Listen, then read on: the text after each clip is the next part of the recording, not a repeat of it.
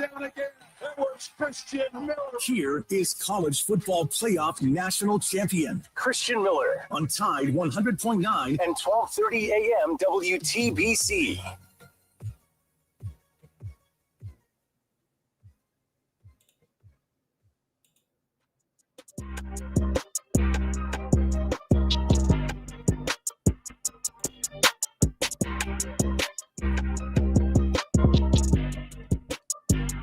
And welcome into this Tuesday edition of the Miller's Edge, Tide 100.9, 1230 WTBC. Hope everybody is doing well. Hope you guys are having a great start to your day. Looking forward to diving into plenty of football talk as we continue building off of where we left off yesterday. Obviously had a very fun and engaging conversation yesterday, breaking down the 73-0 blowout victory over ULM. We talked about our takeaways from the game, kind of what we really gathered from it, really a bunch of whole positives and things that we can build off of. So we did that. We heard from you guys, but there were still a number of people that wanted to get on the phone lines, and I know we ran out of time. So you guys know the drill. On a Talking Tuesday, that means you guys are in that co-host seat. So if you guys want to chime in on the conversation, give your thoughts that you wanted to do yesterday, or you have something new to talk about, because there's plenty to talk about today. You guys know the drill. 205-342-9904 is the number to the program. We'd love to talk with you guys on the phone line, or if you can't hop on the phone lines, no worries. You can always join us on the stream at the Miller's Edge on YouTube, also streaming live on Tide 100.9 on the Facebook page as well. If you guys want to drop any questions, comments, or concerns right there, we will be glad to read it and discuss it here on the show. Definitely going to piggyback off of some of the things yesterday. Again, broke that whole game down, but there still is a number of things that I do want to highlight from that game, or guys that stood out that I think moving forward, right, might be featured more, right, how things could look moving forward. We talked about some of those, well, not really. This the one concern about the pass rush, right, that we didn't get to see much of. I guess they did have pressures. They did have, I think, 12 tackles for losses, but still no sacks. And I think through 2 games, only 1 sack. There's only been literally 1 sack recorded for Alabama. And here's the crazy thing, guys. It didn't even come from a defensive lineman or a linebacker. It's from Keon Sabb, the safety, who they sent him on a pressure in that Florida State game. Came in the second half, I believe. So maybe talk a little bit more about that. How do we fix that? They asked Kane Womack about it. We'll play his response. Again, we didn't get to listen to the coordinators yesterday, so we will go and play those, or at least clips of it, right? Ryan Grubb spoke. He talked about the competition that they have at various spots. Kane Womack talked about him still not being completely pleased with the execution. So we might not listen to the whole interviews. That way we can squeeze everything in today. But we definitely will highlight some of those main points. Plus, Kalen DeBoer spoke to the media as well. We still need to get to that during the show at some point as well. We're already joined by the Pastor Payne, so he's on here hanging out too. Love to get his thoughts, even though he was off the chain yesterday, and there's no telling what's going to come out today with this being a Talking Tuesday. And with one of the topics that I have to throw out here, it kind of builds off of a little bit of what we talked about yesterday. And I think when he hears this, because I haven't told him this yet. He just hopped on here, and I don't know if he's seen this. He might have saw it on his social media, but it's got to do with NIL numbers. And again, I don't know the accuracy of these numbers, but it's being reported by On3, which we know they're a very reliable service. And I guess, and I don't know, Chase, correct me if I'm wrong, but it sounded like Ryan spoke to them at some point. I don't know when or what, but anyway, what it is they basically released how much Ryan Williams is expected to earn, right? Now, this is different because, normally you see these like NIL valuations, right, with who knows how they come up with it. I really don't know the process, right? I think sometimes they kind of just go off of industry averages, expectations, right, market numbers, whatever the case may be, right? If they got some word on an NIL deal, sure. But those, obviously, I think the accuracy fluctuates, and I'm sure it's probably much more of a guessing game. This sounded more so as if, like, they announced how much he's expected to make from here alone, not like, all his deals included. They're talking about literally what Alabama is paying him. And so it's quite the number. I'm not going to lie to you. It's more than I thought he would have been making, if I'm being completely honest with you. And I don't want to spoil too much because we got plenty of time to dive into this. And we'll do that here in a minute. But first, we're going to take our quick time out. But again, got to tell you about our friends over at the Good Feet Store, America's Arch Sport Experts. If you're dealing with any type of pain, whether it's foot pain, knee pain, back pain, you name it, they will take care of it. Give them a shot. Walk on in there, right? It's right there off of McFarland Boulevard in Midtown Village. Go in there, hang out with them. Hell, they've got foot massagers. The people are great, first-class customer service. And the process is very simple, man. You just throw these in your shoes, boots, even heels. I know it sounds crazy, but whatever the case may be, you can literally put these in anything that you wear on your feet, and they get to work. So make sure you guys go check out the Good Feet store. If you're looking for one near you, right, just go to their website, goodfeet.com, type in your zip code, right? It'll pull up the nearest location to you. Plus, they've got plenty more information on the website, videos, all that good stuff. But check them out. Plus, you can also schedule an appointment if you need to, but walk-ins are welcome. Again, that is the Good Feet store, improving the quality of people's lives 2 feet at a time. We come back. We kick off this Talking Tuesday edition of the Miller's Edge, Tide 100.9, 1230, WTBC.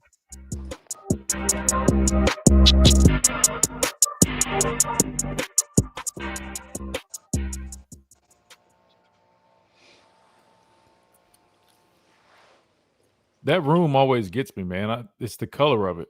It's very beachy. Reminds me of like a beach house. Well, my place? Yeah, I'm talking like the blue, like the blue on the blue wall. Yeah, it's pretty It's cool. nice though. It's got a nice vibe to it. Yeah, let this me is my throw- chair. This is my chair I was telling you about. My massage chair. Oh yeah, looks like a new and improved version of the one I got. Yeah. Why are you saying it like that, dude? Mine has all the features too. Now I got Bluetooth, bro. I got Bluetooth. I've got the heating function. I've got zero gravity. Recline it back. I got It go all the way back. They go all the way back. It's got foot, back, neck massages, even the armrest got. But you just added it. I mean, granted, it's about 5 years old now, so I mean, I'm sure it's a little, might not be. Not that chair that's in your living room. Yeah. Yeah, it's got all that. Word. Yeah. Yeah, this thing go all the way back though. No, it's nice. No, I love them. I don't know what happened. Let me get that with that X down. Who we got in here? Jam, what's up? Dwight, Travelpreneur, Mike, Ryan, Phil, Justin, Charles, Brock, what's up? Smitty, what's up? What's up? Welcome in, everybody. If you guys haven't, man, if you don't mind, just hit that like button, subscribe, all that good stuff. We appreciate it, man. Definitely appreciate that. Happy Tuesday. Sounds like Jan Miller's got a chance. Yeah, he's definitely got a chance. They'll see. I mean, I'm trying to think, collarbone, man. The only thing with that, what did he say? Dislocated or something like that? He probably can go out there. It might be a matter of pain management, though. And I'm not going to lie to you, as a running back, taking on hits with a collarbone like that, I mean, I'm no doctor, right? We are, we do have some sponsors, Andrew Sports Medicine, best medical team out there. So if they clear him to play, I'm sure he's good to go. But might be more of a pain thing. But I guess you probably could shoot it up.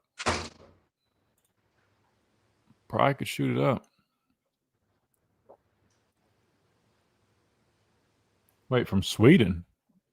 Roll Tide from Sweden. We got folks in Sweden. Really? Are you visiting or do you live out there, Charles? Your guess is he's making $3 million? Not quite. But I mean, it's definitely up there for sure. It's definitely up there. I hate pocket watching, guys. I'm not gonna lie to you. I hate pocket watching, but it's entertaining though for the show. I mean, I don't care how much he's making, but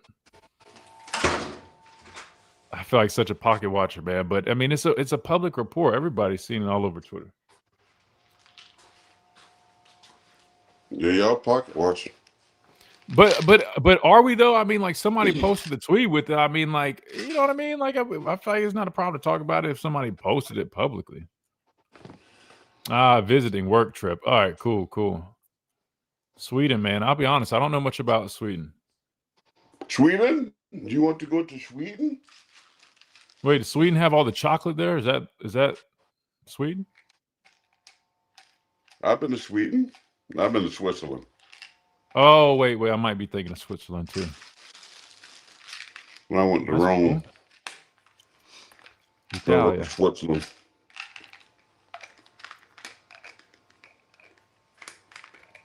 Anybody watch that NFL game last night? Vikings had a nice comeback, man. Good with languages. All right, I guess I can go ahead and throw. No, I'll wait till we start really talking about it. I want my dad to guess. I want to What? put on the screen how much he makes. Well, for a year? I'm assuming so. Yeah,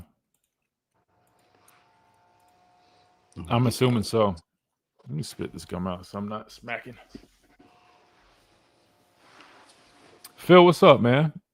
Roll Tide from Prattville. What's up, Ryan? What do you guys think of Michael Carroll's performance Saturday? He has a mean streak. Who? Yeah, man. Michael Carroll, right tackle. I mentioned him. I told you guys it might have been like the first week of camp when I was out there. He definitely flashed. I think I said it like the first week of camp, but just watched him in practice, man. He's got a mean streak. He definitely impressed me Saturday again. I mean, I understand it's ULM, but I'll be honest with you. I mean, the way Wilkin played week 1, I mean, I definitely think you need to have a competition there. And hopefully Wilkin clean it up. If not, I think the true freshman is going to definitely get his opportunities, which he's going to get them again this week, 100%.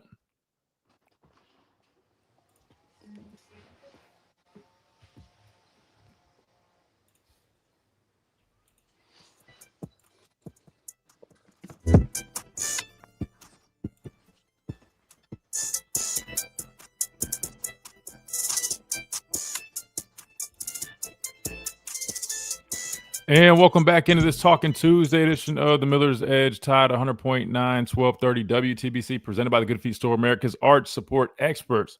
All right, it's Talking Tuesday. So, I mean, you know, plenty to talk about. Typically throw around some different conversations. We will dive into a little bit more of kind of what we learned after Alabama's dominant win. I know that's the title of the YouTube video. So there's a couple things, again, just want to highlight, and we'll discuss that here in a minute. But since we are just kind of kicking things off, something came up that I thought was kind of interesting. So it's, I guess, Ryan Williams set, what do you call this?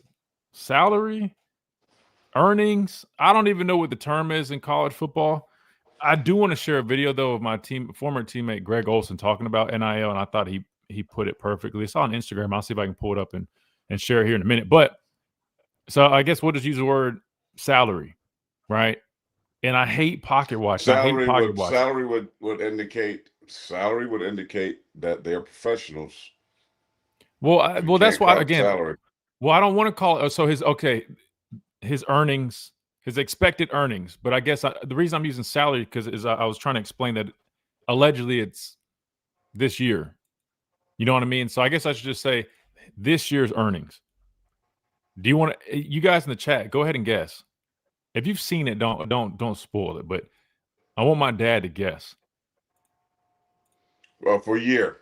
Okay, so here's what I would say.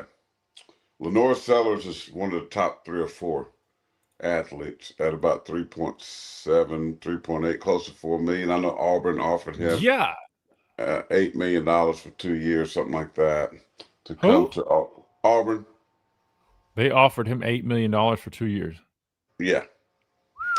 So I'm going to say, since Ryan Williams is not Lenore Sellers as far as NIL, I'm going to say he's around 2.7 to 3 million per year. Okay. So there's some other people in the chat that threw around 3. I see some saying 2, 2.2, 1.75. All right, I'm just going to throw it on the screen now. So again, and then this is according to On3. Now, I don't know the validity, the accuracy, whatever the case may be, but this is what they got. Drum roll. I don't know if you guys can hear that. All right. Boom. $1.8 million is what is being reported that he will make. It's a lot of money, man. I mean, Lenore's makes almost double that. But he's a quarterback, which, I mean, think about it. In the NFL, I mean, actually, definitely quarterbacks make more than receivers, but there are some receivers that are close. Listen, I think 1.8 for a receiver is really good. Now, let me go to the piece underneath this. 1.8 for anybody is pretty good. Yeah. I was about to know. Listen, I don't care 1.8, who I you mean, yeah, 100%. But this was the other tweet. It says the going rate for top college football wide receivers, 7 to 800K. But the elite have blown past $1 million. I'll be honest with you. I'm not subscribed to On3, so I don't think it lets me see the whole thing. If you guys are subscribed and want to shoot it over, cool. Now, the owner and founder of On3 followed me and the show last week. So, Mr. Terry, if you were watching this, if you guys, he's probably going to be like, dude, just sign up. Hey, man, if you want to gift us, right, you obviously like the show, I'm assuming. Give us a subscription. That way we can help share stuff. Boys, you know what I'm saying? Holler at us, and maybe we can work something out. Maybe we need to be officially on board of On3. Obviously, we caught his attention because he didn't just follow me; he followed the show page too. So anyway, so that's that. But 1.8 is the number. I'll be honest with you. That's a lot. I didn't think it was going to be that much. Listen, but hey, I'll say this: I didn't think it was going to be that much, given that I know we are a little bit more modest when it comes to this kind of stuff, right? So I don't know. I thought it's a lot.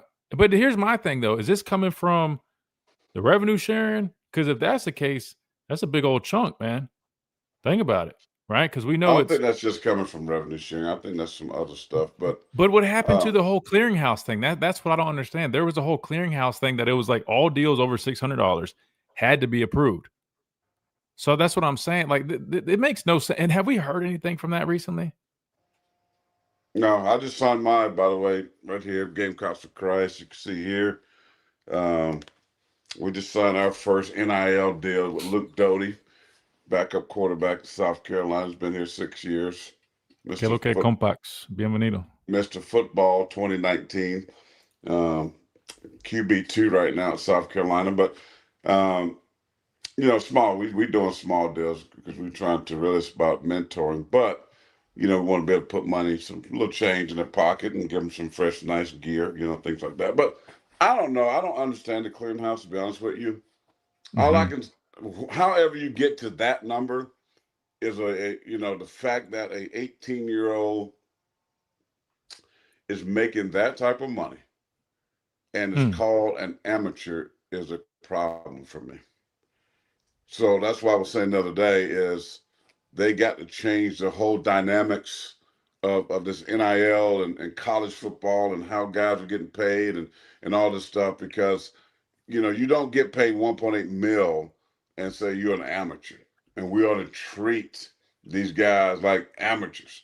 I mean, there's people that's spending their hard-earned money every Saturday, traveling, paying, especially in Tuscaloosa, over-expensive, overhyped, overvalued hotels to come and watch kids play. And but listen, I'm not hating. I'm not pocket watching. I want them to make money. I did this for a living. You did it for a living. We all benefited millions of dollars for playing this game. But my point is, at this point in time, to be a sophomore, 18 years old, this incredible amount of money, and then you going out and you're not playing up to that level of that type of salary, then I think, okay, if you go back and I just hate to use him for an example, but that's where we are.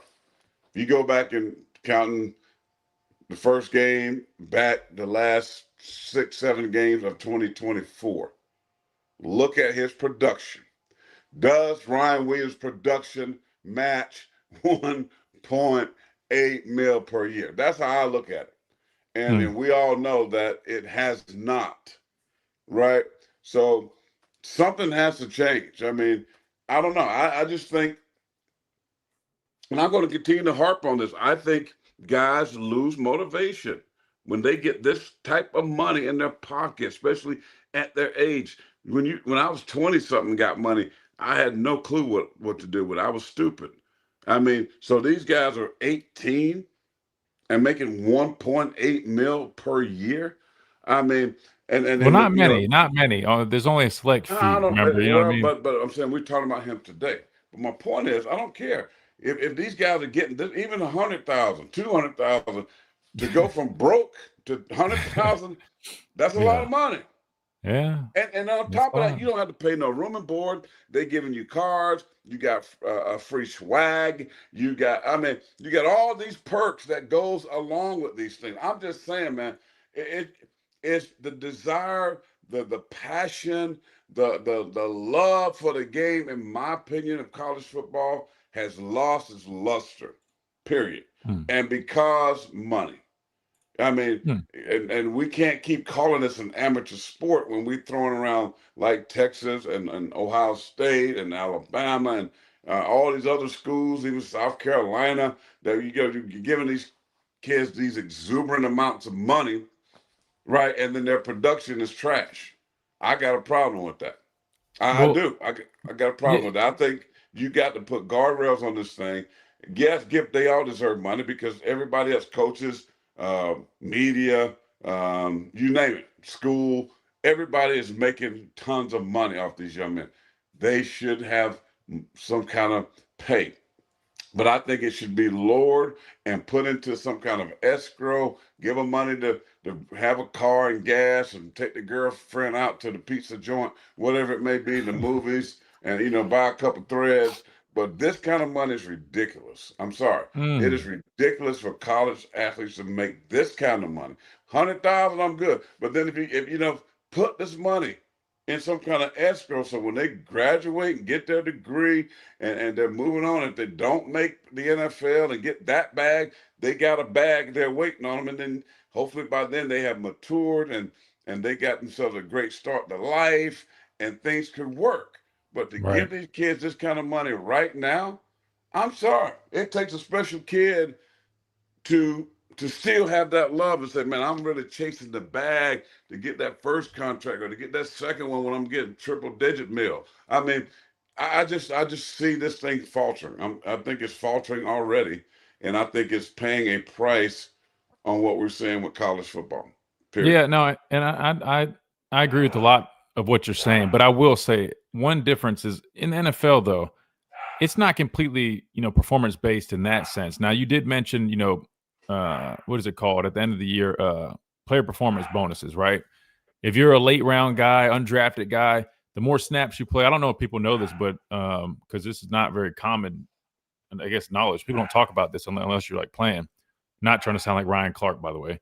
But what that means is you get bonuses for how much you play versus how much you are expected to, right? So if you're a 7th round draft pick, but you end up a starter, you can earn north of $300,000-$400,000 in bonuses at the end of the year because of the player performance bonuses. If you're talking about something like that, like a system like that, I do think that could be ideal. However, if you're saying like, okay, fluctuating what they're getting paid, given on performances, the NFL don't work like that. I mean, if you get paid, you get paid. If they sign you to a deal, you get that deal. You get the guaranteed money. They can't elect to cut you ahead of time. Now there will be some dead money, and however the contract was written. But here's my thing, and I'm with you. I do think sums of money like this is way too much for college guys. However, it's based off of a market, right? And once that market is established, they've got to see it through.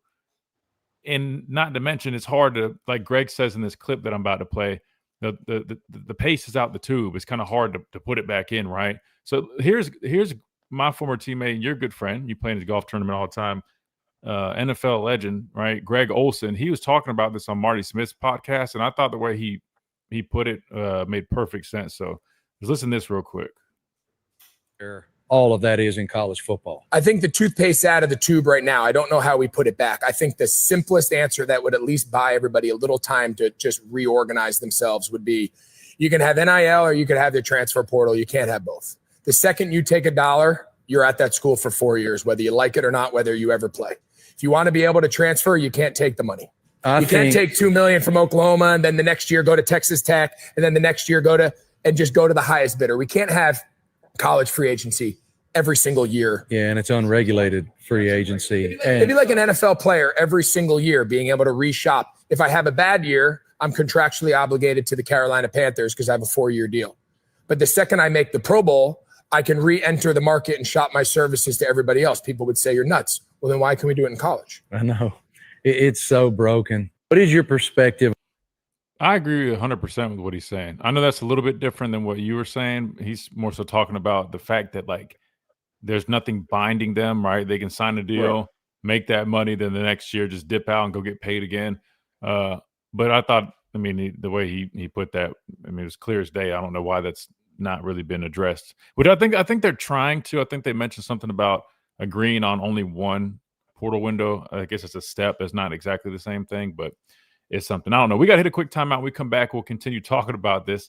Maybe we won't keep pocket watching. We got plenty more to dive into. But if you guys got any thoughts you want to chime in on, I see there's a bunch of comments. We'll get to those as well. Plus, we'll go to the phone lines. We got Chance from Georgia. I think after that, we're pretty freed up. So hop on there if you guys would like. 205-342-9904. Plus, we still got plenty to talk about in terms of this team, right? What needs to be done moving forward after we had our key takeaways from the ULM game. Again, I'm focusing on that pass rush, a couple other things, and we'll talk about what can be done to help improve that here. All coming up right on the Miller's Edge. Tide 100.9, 1230, WTBC.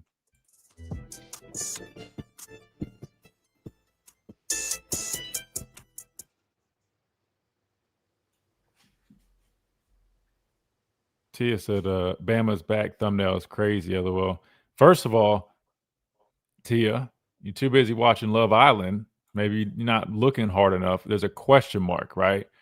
Second of all, a thumbnail is meant, right, to attract viewers, right? So that's why I made it like that.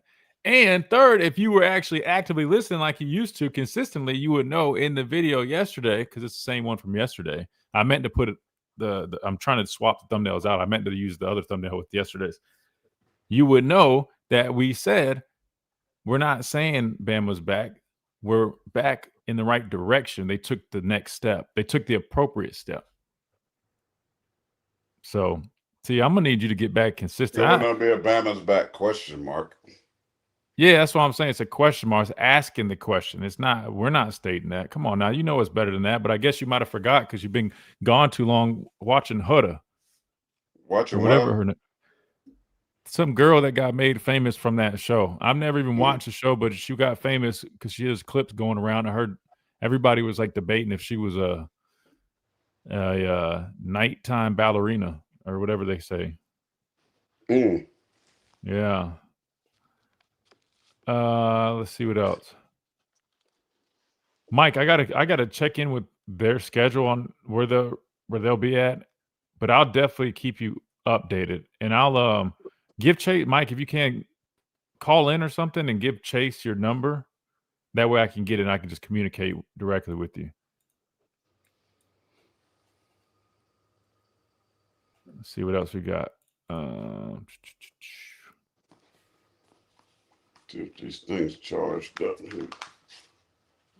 I feel like I just saw a couple more like football questions. Is Ryan playing at the same weight he played at last year? I'll be honest with you. I'm not 100% sure, but he don't look a whole bunch bigger. I'm sure he probably added on a few pounds of muscle. But I don't think it's anything crazy. Check. Can you hear me? Yeah, we can hear you. Right. I was charging my headset. So.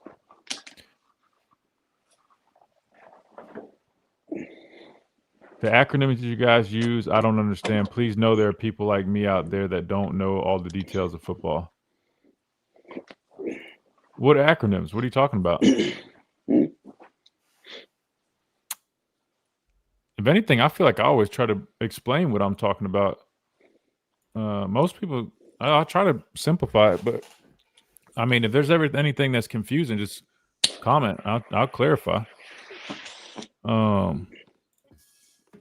But I don't know what acronym. I don't even know if did we say anything today? We've been talking about Ryan. I don't really know what he's talking about. Respectfully.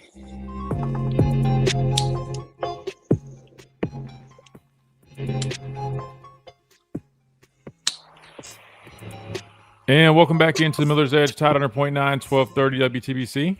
presented by the Good Feet Store, America's Art Sport Experts, where we took a time out to pocket watch a little bit. Again, I hate pocket watching, man. It ain't my business, whatever. But I mean, On3 is reporting it, so it's public knowledge.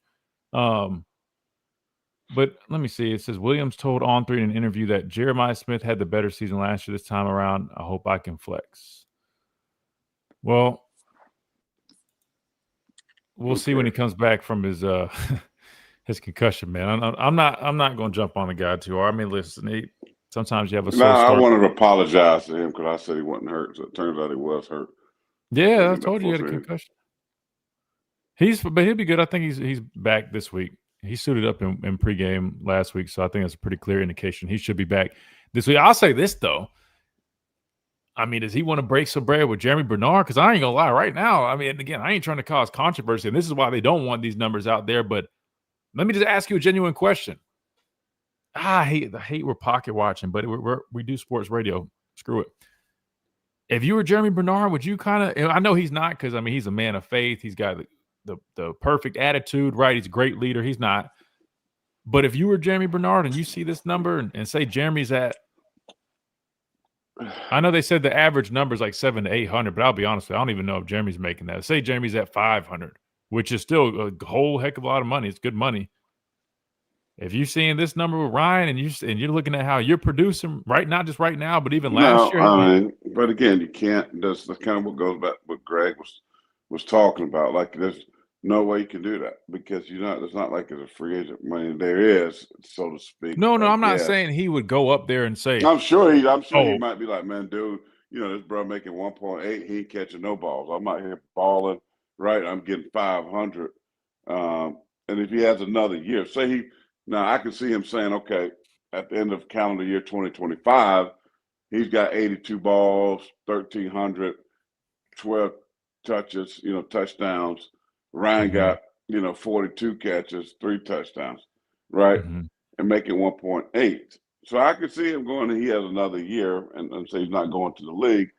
He can go say, listen, man, y'all paying this dude. I done double him up with catches, whatever, touchdowns.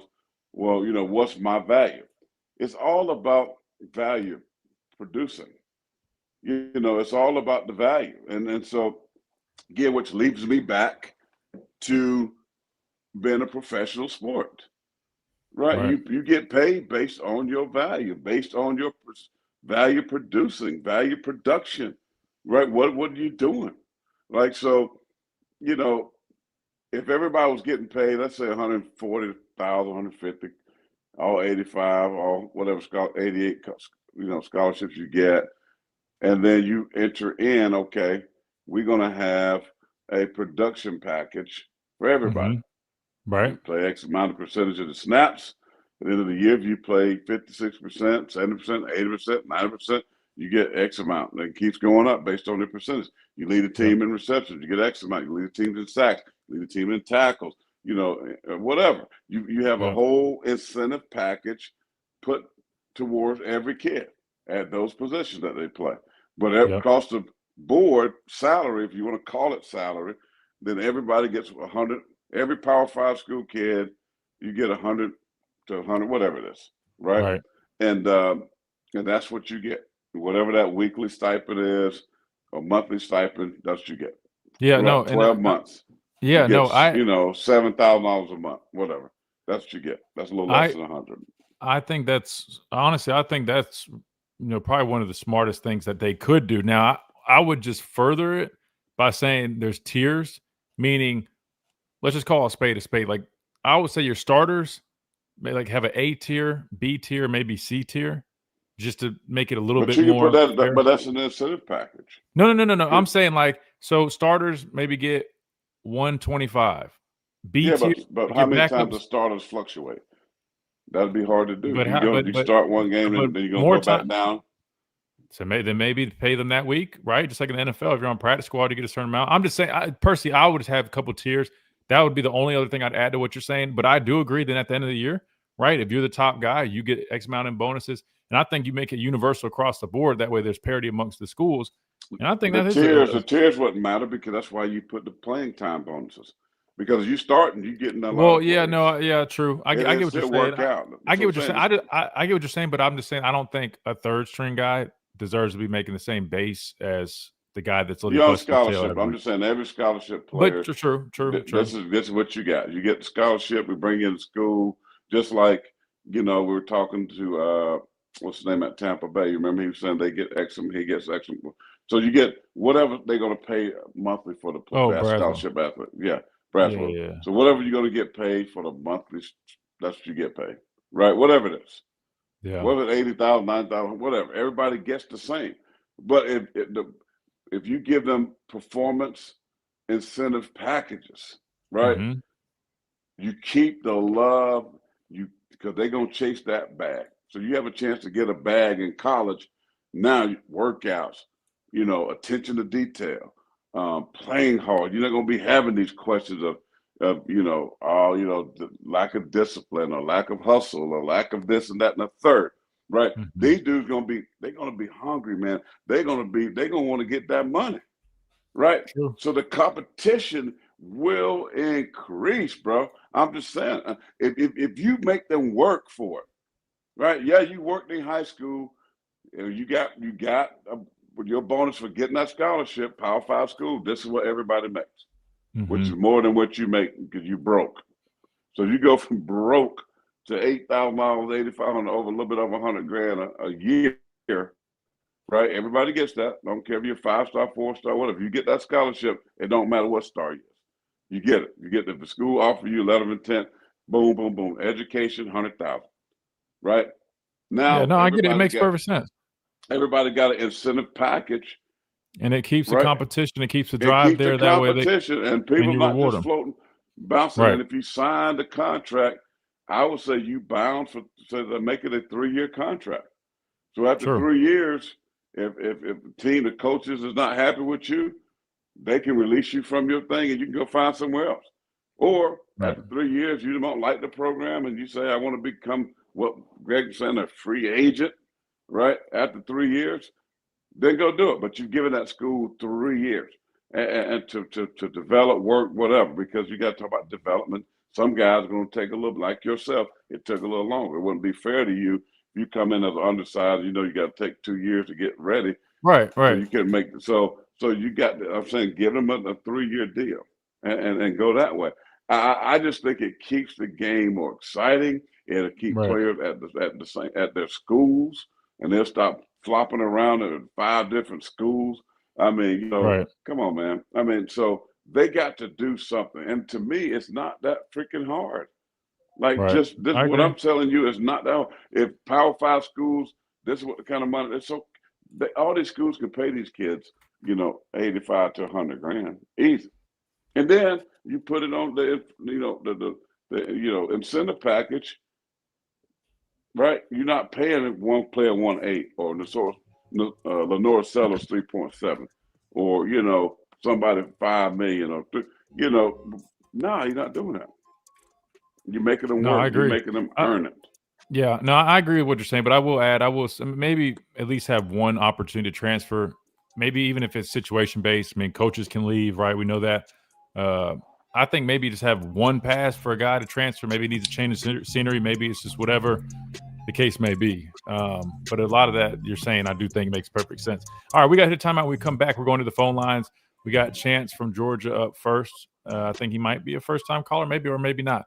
We'll see when we come back. But real quick, as I see my dad lighting up a little bit, I do got to remind you about our friends over at R&R Cigars, right? If you're looking for the best humidor in the Southeast, check out R&R Cigars.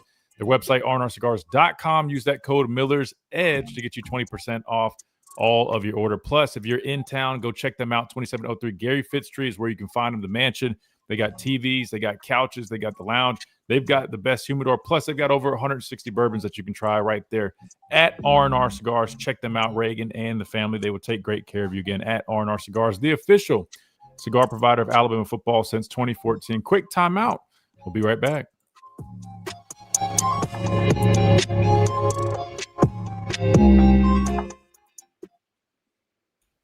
All right. Let me answer a couple of things in the chat. Daryl said, what is the 12-man formation? I thought there were only 11 men on the field. I only started learning details about football a few years ago when I entered the cigar world. I came here to learn. All right, well, Daryl, I feel like I got to hold your hand when I talk to you, Daryl, because remember, you were the one complaining about the layout. You kind of came at us a little sassy about the layout. Now it worked out. Now, Daryl, let me hold your hand and I'll tell you this, Daryl. When I explained 12 personnel, I explained what that meant, right? The first number, but I'll do it again because, again, I know you're a constant listener, and I love and appreciate you, Daryl. The first number is the number of running backs. The second number is the number of tight ends, right? So that's where the number 12 comes from. That would mean, right, one running back, one back, two tight two ends. tight ends. You can only have 5 eligible guys. So if you get what I'm saying? So if you have one running back and you have 2 tight ends, that's 3. So subtract that from 5, then you already know how many receivers. There you have 2 receivers. If it's 11 personnel, Daryl, I might even let you try to answer this real quick. You got 1 running back. How many tight ends in 11 personnel, Daryl? You know that. No. 1 tight end. So that would mean how many receivers? 2 minus 5? 3. Really should say 5 minus 2, but you guys get the point. That's what 12 personnel. So it has nothing to do with the number of people on the field. It's just a personnel grouping. Now, you keep saying, you said like multiple times now that we're not explaining it. I know for a fact when I taught about it, I explained it. I literally remember exactly what I said. So I promise we explain it that way. I'll bet you $100,000 cash that I explained that way. You can go back to the video when I did. I ain't got that. But I know you don't, but I'm just saying. 5, you just got to sometimes simplify. 5, sometimes you can over tell. No, I'm not. He literally just said he still doesn't. No, he's just said he still doesn't understand it. I don't know how else I can explain it. Let me do it. Let me try. Daryl, here's simple. You got 5. There's 11 players. I'm putting it on the screen. I'm putting it on the screen. You got 11 players on the field per side, offensive and defensive. Jesus. Offensively, you got 5 eligible receivers, meaning that they got 5 guys that are eligible to catch passes. Okay, and so where we describe it is backs and tight ends, the numbers we go. So you can go 1 back, 1 tight end, which that's 2 of the eligible. So now you got 3 wide receivers. Right, that's how it's looked at. Or we got 10 personnel, 1-0. You got 1 back, no tight ends. 0 tight ends. Right, So that would mean 4 wide receivers. 4 wide receivers. 5. Right, so that's how we identify as defensive players based on who they got coming in. So, and through all of that, you know, it's a little deeper. They got what they call regular package with the regular personnel, which would be more of the process. It would be 12 personnel, 13 personnel, 1 back, 3 tight ends, 21 personnel. Okay, the first number, right? 21 could be 2 backs and 1 tight end. You know, those what we call regular personnel. Then the regular defense normally goes in to defend that package. When they go nickel is going to be more of the 3 wide receiver package. When they go dime, it's going to be 4 wide receiver package. So when you hear them talking about that, more fast guys on the field. So the more receivers, the faster your defensive guys sets have to be. Hope that help you out. And welcome back into this Talking Tuesday. It's the Miller's Edge, Tide 100.9, 1230 WTBC, presented by the Good Feet Store, America's Art Sport Experts. All right, we're trying to explain to our buddy Daryl in the chat, man, the one who was responsible for the whole layout thing. He left us a very, very kind comment, the whole paragraph about our layout, which it worked out. We changed it. It looks good. Now we're trying to explain 12 personnel, but we did that during the break, so we're going to go to the phone lines, 205-342-99. 04, we got Chance up first. Chance, welcome in. Hey, what's up, Christian? Hey, what's up, man? Yeah, I told you last week at that shoot game. Oh, that's right. To talk to you again. Yes, sir. Absolutely, man. Yeah. I'm kind of confused about this whole NIL thing. Like, I don't know how we got here. And I've always been a firm believer in the thinking that they shouldn't get a cent until after their freshman season. They should have some production on the field to determine whether or not they get paid a cent. And I hate the portal because the thing I loved about football over the decades was always hearing that story about a player who toughed it out and maybe he didn't play right away and he honed his craft and then he had his senior season and he just blew up. And, you know, those are the stories that make college football so great and why we all love it so much. Absolutely. Yeah. And I don't know why they don't have any guardrails. I don't understand it. I don't understand how we just got here where we're just paying people like crazy and there's no guardrails. There's no anything. Like, how did they think it was going to go when they started? I don't understand. Yeah, I'll be honest with you. I have no idea either. But and I'm with you. I mean, those stories. I mean, I was that story, right? I waited my turn and paid off, right? Mac Jones, Brian Robinson, like those are all great. But I do think, I mean, look, I mean, at the end of the day, I think they got to strike a proper balance. I know the sacrifices. He knows, my dad knows all the sacrifices that goes in.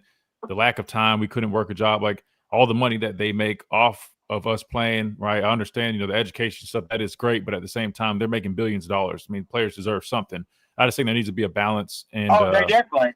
Yeah, I mean, more guardrails, but again, I mean, we don't have to dive all. I mean, we could throw around all these hypotheticals and situations, and unfortunately, nobody listens. They end up doing whatever.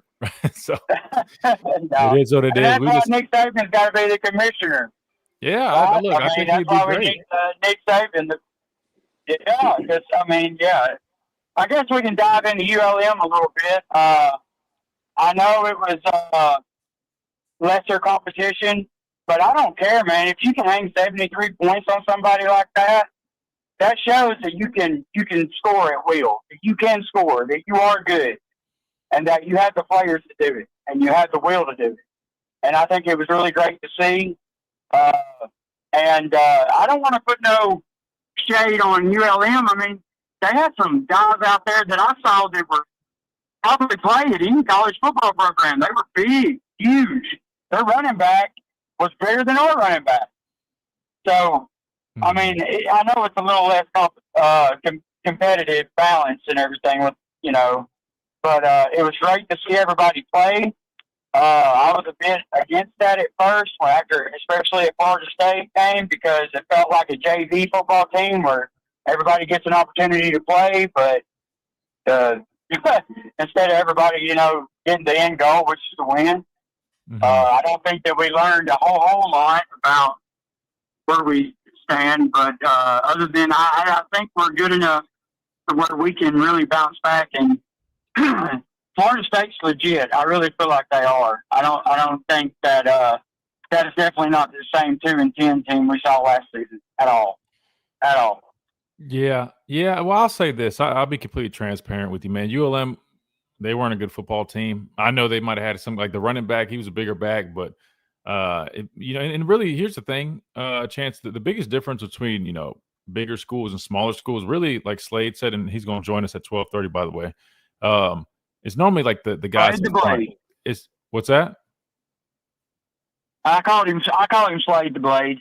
Oh yeah. That's right. But the biggest difference is like the trench guys, right? Offensive line, defensive line. That's really the biggest difference. Skill guys sometimes not as much. But I'll say this. I think more so than anything, what I took away was, you know, the efficiency, right? The accuracy that the quarterbacks played with. I thought the play calling, setting those guys up was great, right? A lot of easy throws, a lot of gimme throws, screens, quick little dump off passes to build confidence, to build up a rhythm with the quarterbacks. I thought the effort really, I think before anything else, I think the effort and the intensity, that was really all I wanted to see. I could care less about the score and whatnot, but that was the biggest takeaway for me. And I think you just got to build off of that. Now, in your point about Florida State, I do think Florida State is a good team. I think it's still to be determined how good they're going to be, I think, until we see them, because they played East Texas A&M. So they didn't play anybody either. However, I do think what I thought going into the game, they're obviously much better than they were last year. And they have some guys, and those guys pair up well with the new coaches that they brought in. So I do expect them to be a good team, but we won't have that true answer, Chance, until they play the Miamis, the Clemsons, maybe Georgia Tech's right, the better schools in that conference. But yeah, I think the biggest thing is, again, the intangible stuff, like the effort, intensity, and all that, the physicality was much better this week, and I think that was the most important thing for me. Oh yeah, our defense definitely played a lot better. It was nice to see some takeaways. I heard you say earlier, how your concern was kind of in the trenches. What our defensive line is trying to get them to shape out what they can be. Are we doing a bear front anymore? Have we gotten completely away from that? And I always heard that in Saban's. There was always a pass rusher on the outside, like a Dallas Turner or Will Anderson or something of some sort. But I couldn't really tell whether I saw that or not. If we just completely scrap that and come up with something else, or what? Do you mean a bear front, or maybe you're thinking of something else? Bear front is typically like bigger personnel, like a bunch of guys on the line of scrimmage. Maybe I am. Yeah, I probably am. I'm not too keen on schemes and stuff like that. Not as a mind, not compared to a mind as great as yours when it comes to that. But no, you're good. Yeah, I just didn't see. I didn't see the line. Like, it just seemed like whenever before maybe it was just because Dallas Turner was the type of guy who could take over a game like that. But I just didn't see as much of our outside guys coming in as much as they used to. It just didn't seem like either that or they just wasn't getting home, and I just didn't see that. Yeah. So I mean, if you're talking like bear front, more like a 3-4 looking front. Yeah, I think that is what I'm referring to. Yeah, well, I mean, yeah, that you normally get to that more so in like you're trying to match, like heavier personnel. If they're using like 12 personnel, more like a run stopping thing. Unless you're just saying put 5 guys on the line of scrimmage, but a bear front consists of more linebackers on the field. Anyway, but to answer your question, we've shown 3-4 looks this season, which I've been trying to explain to everybody. I mean, this defense is multiple. It's not just a 4-2-5 defense like it's labeled. I mean, they show a number of different things. But I think in terms of getting after the quarterback, we just need more guys to win their reps. We need more guys to win their one-on-ones. I just don't really see a whole bunch of that. Right, and I was going to say that. Do you think it's more of a technique thing that they're not getting home? Is it just like they are what they are, and they're just not going to be able to get there, and we're just going to have to live with it until we can get somebody to, I don't know, blossom, get better, or whatever? I honestly think it's a technique thing. I mean, I just think guys have to understand, man. Like you have to.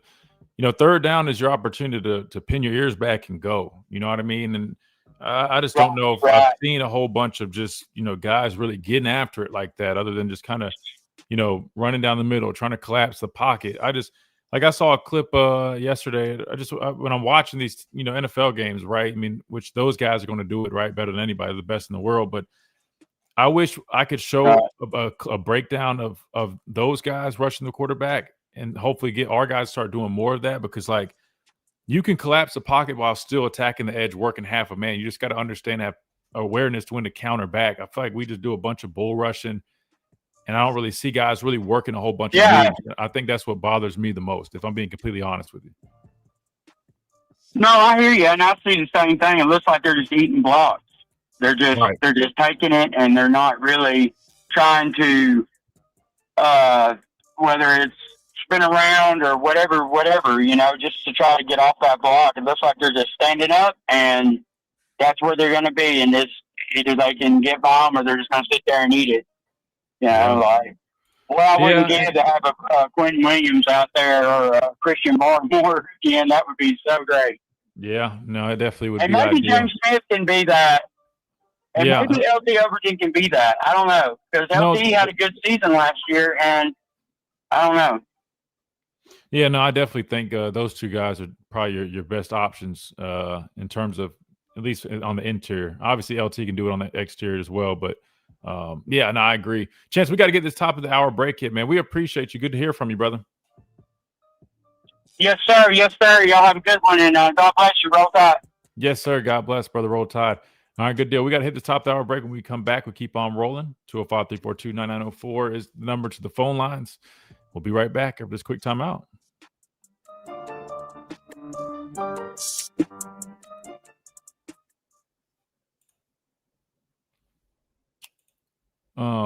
So since he brought it up, I might as well. So if you guys are wondering what a bear front is, basically it's,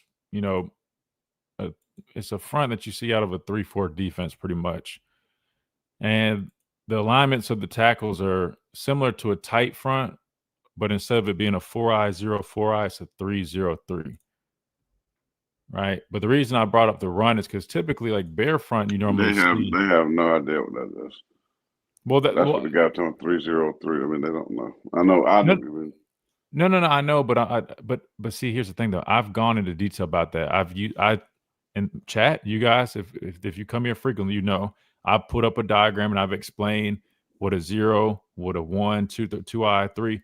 I'll do it again. But anyway, I think he might have been confused because a bear front is more of like a run stopping type deal, typically, like short yardage and whatnot. Yeah, it's more of a run stopping defense. Yeah, that's why I was confused because he was talking about pass rush. Yeah, no. But it's just clogging, not clogging. The 3-0-3, you have a heavy presence on the interior than you normally have, like 2 outside backers that are going to be in like a 9 technique. Maybe one of them's in a 5 or a 6 if there's a tight end over there. Yeah. But anyway, yeah, but that's just another front.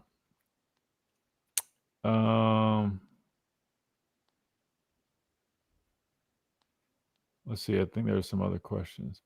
Oh, Daryl, I got you, buddy. You want to know what the star position is? All right, so the star is just the nickel cornerback. So let's break that down real quick. So nickel again, 5 defensive backs on the field.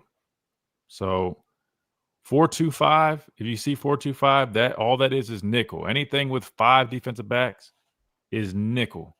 The star position is just the terminology that a lot of people use in this defense. They call it the husky. Some people call it what do y'all call it again? What did y'all call it? Y'all called it spur, right? Yeah, spur. Yeah, they call it the spur. Christian, get used to repeating yourself. I know, but it's just because I promise I don't mind. My whole thing is, y'all know me, I like explaining and teaching. But it's when somebody's like, oh, you're not explaining, telling me that. I'm like, that's not true, because I literally go out of my way and people literally tell me, oh, we like the way you break stuff down because you make it a little bit more easy to understand. That's why I was kind of like, come on, man, that's not true. I'm going out my way to explain. And then going back to the gap thing real quick. So let me just pull up a diagram real quick while we got a chance. Hold on. Let me see. I was trying to pull up these pictures for you guys. Wait, did I not put the bear front picture on the screen? Damn, my bad. Hold on. Let me go back to the gaps.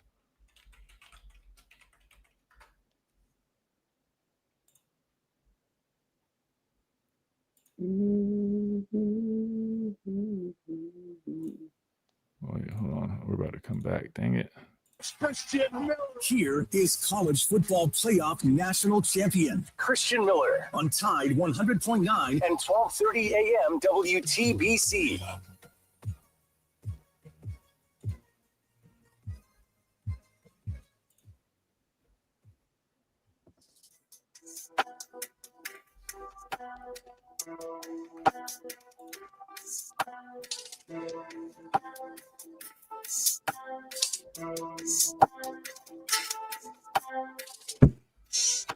And welcome back into Miller's Edge, Tide 100.9, 1230 WTBC, presented by the Good Feet Store, America's arch support experts. All right, real quick before we go back to the phone lines, welcome into Christian's classroom real quick, because I'm just giving a quick little lesson, because I know our chat, or at least a couple people, I know most of you guys understand, but if you guys are trying to figure out what we were saying, so when I was saying a 3 technique, right, or 0, right, this diagram, again, I got this put up on YouTube if you guys haven't checked this out at the Miller's Edge. It shows you that. So you see on here, you don't see a 0, but basically the even number is going to be, and this is a bad diagram. The even number basically means you're head up. Not basically, that's what it means, right? This diagram is not very good. Let me see if I can find another. But anyway, long story short, the way it works is a 0 would be head up on the center, right? And I'm gonna pull back up a diagram. I was hoping that one would have worked, but that was trash. You know what? Here we go. I think this one will do. So head up on the center is a 0, right? Just bear with me. I'm trying to get this pulled back up. All right. So a 1 would be like a shade, right? On the center, on either, you know what I'm saying? Right. So you could have a 1 on the right side, 1 on the left side, but shaded on the center. A 2 would be head up on the guard, right? A 3 technique is shaded on the guard. A 4, right, would be head up on the tackle. And a 5 technique would be shaded on the tackle. And then the rest is just, you got the gaps. So like the A gaps are on either side of between the center and the guard. The B gaps are between the guards and the tackles. And the C gaps are outside of the tackles. And if there's a tight end in between him, then the D gap would be outside of the tight end. So I'm going to leave that up on the screen, but we got to go back to the phone lines. But again, and don't feel bad about asking questions. I know I was giving Daryl a hard time messing with it. It's only because he was making it seem like we weren't explaining, which is not true. But I promise I enjoy explaining stuff. But I'll leave that on the screen. If you got more questions, I'll go back and answer some more in a minute. But 205-342-9904. We got Robbie Glenn up next. Robbie, what's up, man? Welcome in. Hey, Christian. How you doing? Hey, Pastor. Hope y'all are doing well. How you doing, sir? What's up, doing brother? Great. Thank you. Great Tuesday. Doing good. And, you know, all these tiers you're talking about, you know, I was going to talk the Wisconsin game, but yeah, you're right. That sounds like a good idea, but you know, they're not going to change anything now that they've let this much money get out there. Exactly. But I would like to hear, like, for freshmen, sophomore, juniors, seniors get more if they stuck around at that school, so they're not transferring and they get a little reward for being with their team. But it is what it is. They're making money. Good for them, but they just got to show up. And last week they did. They earned their money, and that was great. I know it was a smaller school, but anytime you put that many points on and you keep them off the scoreboard and you only have 4 incomplete passes, that's a one hell of a game.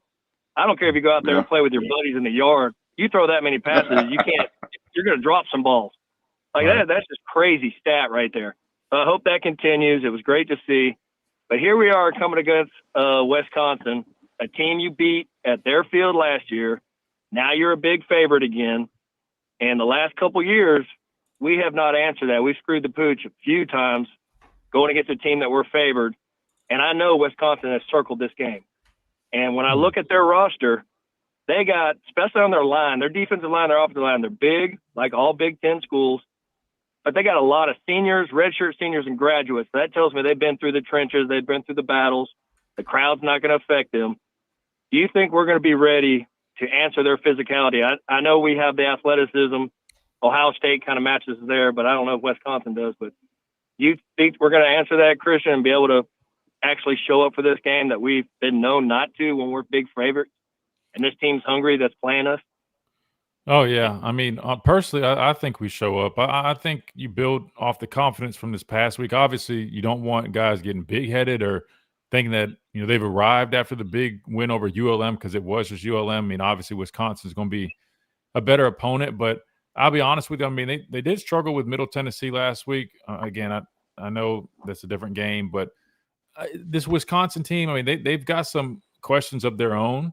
And they're coming to Tuscaloosa this time around. Obviously, last year, we know that their quarterback did get hurt in the game, but I think we'll be just fine, man. I honestly am choosing to believe that week 1 was week 1. We just did not show up ready to play that week. And I think these guys hopefully take this past game, beating ULM 73-0, and use it as, you know, motivation. Like, we want more of that, right? It feels good to score a whole bunch of touchdowns. It feels good to hold a team to 0 and play with energy and have everybody, you know, like, excited to be out there. So I'm feeling it's going to be one of those games where we build off of what we did. And I hope that's the case. But I do agree, you know, I think Coach Fickle's a good coach. I mean, Wisconsin, they've got some you know, good players on their team, but I don't look at them in this matchup, Robbie, and I'm like, oh man, I'm worried about it, if I'm being honest with you. Now, we never know what can happen, right? I think we've all figured that out. Right. But I'm not too concerned with it. I think the approach that this coaching staff has adopted since that Florida State game, I think is is definitely going to prove to be very beneficial moving forward. You heard Ryan Grubb talk about, I wasn't hard enough on Ty. I won't make that mistake anymore. You listen to Kalen DeBoer's responses. When people are like, oh, man, the big win over ULM, he immediately goes back to, well, we got to do it again. When we get it. I think these coaches are taking a new approach, and I think that's going to help our team be better prepared going forward. I will say this, too. I want to add something to that. We talked about the game against ULM, right, and how that game did not mean anything. We would not learn anything from that game.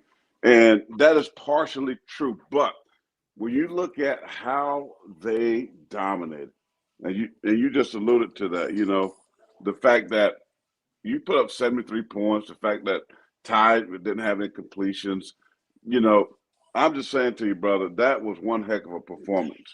And I agree. I don't care who you play, as you said, playing backyard, tackle the man with the ball is hard to put those types of numbers up. So what I took from the game, I know we're moving on from that, but you have to look at the urgency in which those coaches had, the urgency in which those players had, that they bounced back.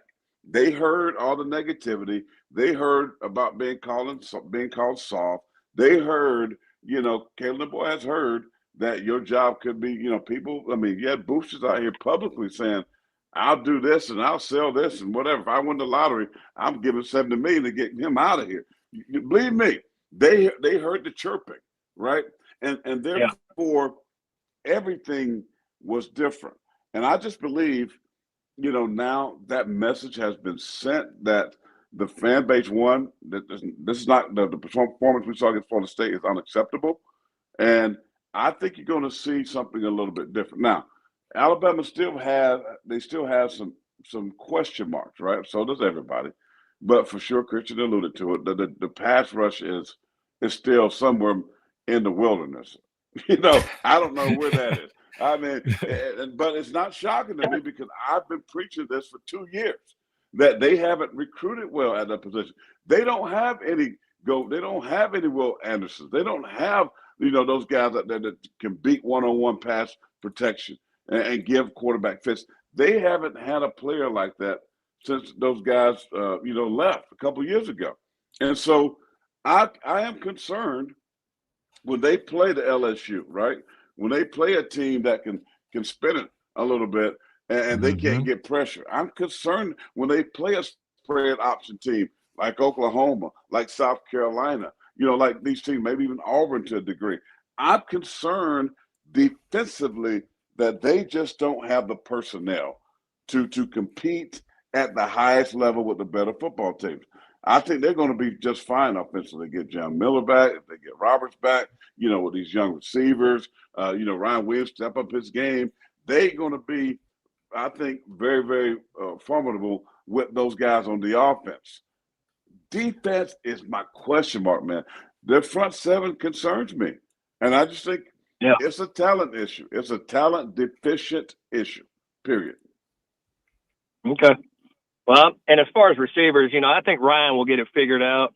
I think he's been getting double teamed a lot, and I don't think he's not physical enough to get off those. But now that Germ is doing what he does, I think it's going to shift more towards him, do you think? And that'll leave Ryan more one-on-ones like it used to be at the beginning of the year last year. And then he'll start to be Ryan Williams back to himself. Yeah, Ryan Williams. Yeah, because I think Germ's going to get more double teams now that he's really showing out like he can.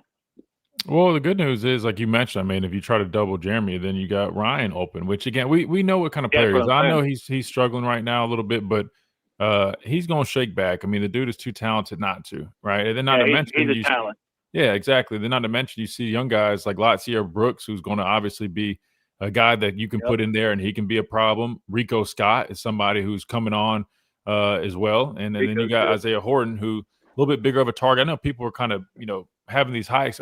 I don't know exactly, how it's going to play out with Isaiah Horton in terms of like numbers and stuff like that. I think he's a good option in there. But to me, I think, Jeremy and Ryan are going to be your top two guys. Then we'll see some of those younger guys come along. But with that being said, I think we have a number of guys in that room to where you don't really have – you can try to double one guy, but there's enough talent to be able to, let those other guys take over and manage that moment personally. Yeah, yeah. Well, I think Alabama's going to have to be prepared to get into a couple of shootouts, right? I think they're going to have to be ready to outscore an opponent and win, getting that last drive and taking them down the field and putting points on the board. I think we're going to have to see that in several games. And again, I mentioned LSU, and I mentioned I didn't mention Tennessee, but I'm throwing them in that South Carolina, Oklahoma. I mean, so they got some games where they are going to have to just really, really be very good offensively. Because I just don't think, unless some guy just comes out the rough, the diamond in the rough, he shows up, some freshman or whatever, and he's got quick twitch, hips can bend, beat guys around the corner. But if they're there, we haven't seen them. Yeah. I mean, we haven't seen them anywhere. Chris has been around that program, and we've been talking about it, man. It baffles me. The one position that Alabama was so dominant over all these years was a defensive line and guys on the outside that can make differences in ball games, create turnovers, that type of thing. Takeaways was great for Alabama. And we just don't see that anymore. And that, to me, the fun, the defenses that's dancing around, they're jumping up and down, they're hyped up, they put fear in offenses all across the SEC. You just don't see that anymore, and I think that's disappointing. And to me, it's all about recruiting, and it's all about finding the right guy in the portal that you can plug and play, and find a guy that can just come right in and be that dude. And that's where they are right now. Yeah. Well, I don't think Wisconsin's going to beat Georgia. I don't think they're like that physical and athletic. Alabama's going to win by This is going to be a physical match, and I just want to see if we answer that physicality with Wisconsin. That's all. I just want to see us. Yeah, they just got to win the game and get ready. They would. We got a bye week after Wisconsin too. You have a bye week. You play Wisconsin, then you have a bye week too. So I mean, and then it's a night game in Georgia, so it'll be exciting. Yeah, you'll have time to get guys healthy. For me, boy. Woo, that's going to be a good one. It's going to be a good one. Because Georgia, to be honest, Christian, it's not the same. Georgia's not the same either. I mean, they're good. They're going to be good at home, but they're not the same team. I mean, they're really not. Yeah. So Alabama will have a chance. And Georgia's offense is not one that you look at and be like, I mean, they struggled against Austin Peay, bro. I mean, they're not the same either. Both these teams who used to be the incumbents of the SEC are both struggling. They're not. Neither team is who they used to be. Mm-hmm.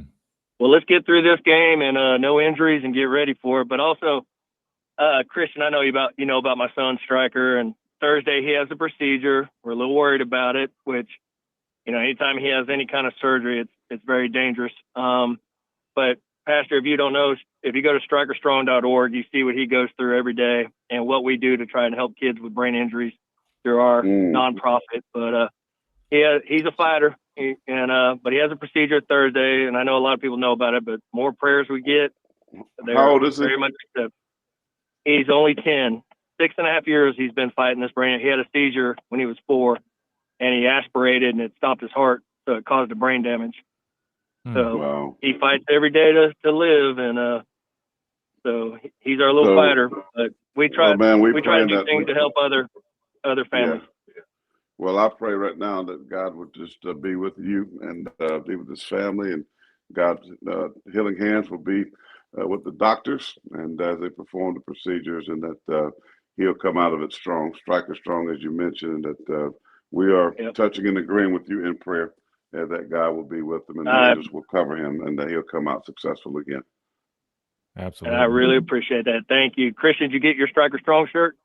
Not yet. No, I need to get it. Where's it at? Yeah, it's at the studio. I gave it to Chase. Okay, good deal. Yeah, no, I hadn't got it yet because I do I have my own setup for the show now. So, I'll definitely make sure I grab that. But I appreciate that, brother. No problem. Stryker strong, everybody. Okay. All right. I'll be praying, bro. Appreciate you, Robbie. We yes, pray sir. For Stryker, man. We pray for Stryker. Yeah, that's strikerstrong.org. Wow. If you guys check that out, folks. And again, wherever you are, remember that in prayer. And if you're a man of faith, man of prayer, the 2 or 3 gathered together in his name, God hears us. And let's definitely lift our brother Stryker in prayer that God will get him through, and then pray for his parents because that's It's hard. That's a hard thing, man. So I pray for his strength, comfort, and peace as well. Absolutely. Let's squeeze KJ on here real quick because Slade's going Wait to a minute, jump on here. hold on, because I was getting ready to get off too and let Slade go. But you said KJ? Did you talk? Are you talking about KJ, the babysitter of Beaufort?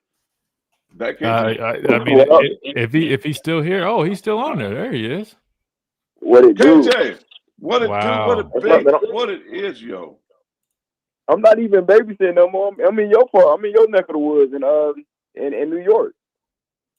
He's all over the God. place, man. Oh God, Yeah, be careful up there, man. They're looking for people like you on them streets up there, man. So be careful. Oh no. I'm good. Trust me. I'm good. You ain't gotta worry about that. But look, I came to kind of like, I guess y'all show been too nice and too easy. So I'm when Tim Keating, hold on. You just called me too nice? Yeah, hold on. What are you talking about, bro? Yeah. You've been getting soft too. I think you feel bad for Kalen DeBoer now. So now the Christian coming out of you now. The Christianity coming out of you now. You don't like to kick a man when they down. I get it. I ain't kicking them when they up. When they down, you can't do that. Well, I don't know if you heard the show Monday, God. I wasn't too nice.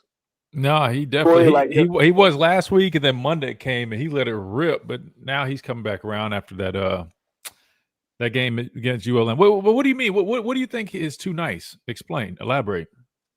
Oh, like everybody's been hyping up this Tim Keating clip of him like motivate. I think that clip was extremely disrespectful. Like, what do we do? What? Like, bro, don't get in your coach's face like that. Like, what is wrong? Like, what is? Wait. Hold on. I think listen. I think it depends on the dynamic. Listen, I don't think it was disrespectful, but I do think that does indicate the relationship and the dynamic that even like my dad's been trying to explain, right? Like, I'm not trying to be funny, but if someone ever went to Coach Saban like that, and maybe they did, he would turn around and look at you with like the face of death, like, get the out of my face. Yeah. So, but it's just different though. But to me, I looked at it like, you know what, man? Like, he's encouraging his coach, and I'm assuming again, if I had to guess, it was kind of like, let's go, coach. Let's go out here. Let's prove all these people. Let's do this. But you know what I mean? Like, because I think somebody probably needed to tell Coach DeBoer, like, bro, it's okay to really. Man, you getting paid $10, $11 million on no player need to be telling. If a player got to tell fair. you, That's coach, fair. That's fair. And you making that kind of money to fire you up, then you probably should go back to Fresno State. No, well, nobody said he had to go do it. Tim just took it upon himself to do it. I love the leadership out of Tim. I don't think I never saw anything like that, like ever. Like I've seen players coach, cuss coaches out and you be upset. But like to go and like it looked like your big it was like Tim Keating was the big brother and he was hyping up his like that is so bad. That was so bad. Listen, man, KJ, I like to try to find spots I can disagree with you just for the goodness of radio. But I have to agree with you because, listen, man, that to me is a sign of disrespect. It really is. And I know. Hold on. No, let me finish. He played it off in the press conference when asked about, oh, man, that's just who Tim is. And, oh, yeah, we talked about, just lifting. He gave a great Christian answer, and I get all of that. But again, I feel what you're saying, but it tells me he's just too nice, man. And listen, I'm a pastor, and I'm full of love, and I'm full of grace. I really am. But there's a time, like when this old man in my townhouse community tried to raise his voice with my granddaughter over here one day, I was about to put these hands on him. I was about to exercise Jesus' righteous anger. I was going to put these things on him. I'm like, dude, I haven't been preaching and been saved that long to where I won't put these things on you. But I had to step back. The Holy Spirit brought me back. I'm just saying, he brought me back. Thank you, Jesus. Thank you for that. What you say is not disrespect. To me, it's like let's say, for example, like you won't let your girl. Imagine this, and I know I always got to bring it back to one. But like, let's say it's your girl, and another man comes and like that. Oh, give me this, like, and try to like to say something about hype you up about your girl. Like this is mine. Like, well, I know what I'm doing. Like it's I don't know. I like it. I like See, going there. this is what I'm. But what would you say is the biggest difference between like what about like after a game when guys are celebrating like their coach just won, right? A big game, and they're like jumping on the coach and like, you know what I mean, like hyping him up. Then I know that's a different situation, but to me, I'm like that's not too different. I'm just saying.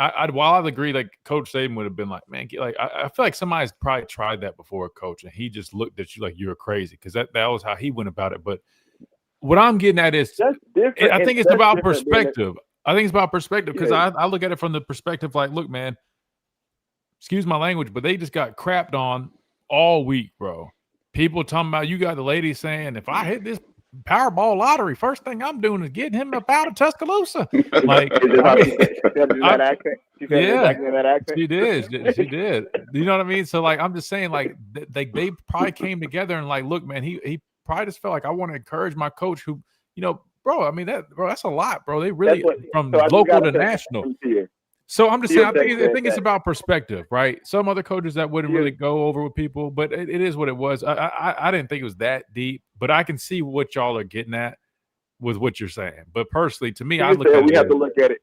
He said we got to look at it in this aspect too. What if he was just reaffirming to him that he had his back? But see, that's what I'm saying. We don't really know. That's probably what it was. That's what I'm saying. He probably was saying, like, let's go do this, coach. Let's go do the damn thing, whatever. Like let's ball. It's I don't care what nobody's saying. I got your back. I'm yeah, behind like you, let's bro. rally. I got just you. listen, man. Iron. That ain't no sharp, big deal. KJ, I know you're up in New York and it gets crazy up there. But just don't forget your roots. Don't forget the Bible. Don't forget the Word of God. Iron sharpens iron, so there's one man sharpens another. So that's probably what it was. But you know what I mean? I'm tripping with the disrespect thing. I think that's really, really what it was. But, you know, when Tim Keeney gets the mic in front of him, somebody need to ask him. I mean, I don't think somebody he has to should ask tell him, like, them. what would They're going to, but he ain't going to tell them. But he's probably, you know, listen, I've gone up to a coach before and in a moment of just high energy, hyped up, you know, bumped them and like just fired up, you know, just Right. we fired up. But I also been at a coach, too, that's also called dumb things. And we let them know about it, but this is the pros. You know what I mean? We let them know about it, right? And so I just remember Phil cursing coaches out and LT cursing. I mean, and the NFL is a whole nother level. But you know, college, you know, you still kind of look at the father-son dynamic, right, with players and coaches. But I think it's more he just saying, "Hey, man, coach, I got you." They, like Christian said, they've been hearing it all week long, bro. And I guess I'm just I'm so used to Bama looking, and I know they had that a couple of incidents on the sideline, but I'm used to Bama's issues and stuff like that. Knowing how to appear in front of the camera. Out in the locker room, do whatever you want to do, but while that camera, you know that your head coach is in front of a camera. To me, it's like, I don't know. To me, it gave like a me aspect versus letting your coach have his moment. Now, what if he'd have slapped him on the butt, you know, and then was like doing that? Would you look at it differently? That's different. That's different than going in. You know, like that. To me, it was about Tim Keening at that point. Like, you get what I'm saying? I don't know. Maybe I'm listen, man. Yeah, I'm gonna have to get out the way. I see Slade on the screen. Nah, you know you what good. I mean? You good. Wait, now that I think about it, I wonder if we kicked off the radio. What's up, brother Corey? How you doing? What's up, brother? How you doing, bro? Wait, Chase. Good. Chase, are you still on the stage where we're still transmitting live with all three of us right here? Just yeah, you guys are good. All right, good. I just want because I didn't see you pop up no more, so I was like, "Dang, I hope he didn't kick off the radio." Can you get a man? We need to get that Striker Strong shirt, Chase. Did you wear it? Did you wear the man shirt? Chase stole my shirt. Chase stole my shirt. No, I'm just playing. No, I'm just kidding. Wait, hold on. Dwight, shut your soft ass up. Tom Sub, he's a different coach than Saban. Get out the Saban mindset, for goodness sake. No, it's not about a Saban mindset. I was given the example that, listen, with coach, and you can ask Slade, like, Slade, have you, and by the way, Slade Bolden, everybody, welcome back. He's back for week 2. There we go. Round of applause. Slade, but tell me, go in on somebody. I love it. No. I love Dwight. Dwight is cool people. I'm just giving him a hard time. But was it Dooley?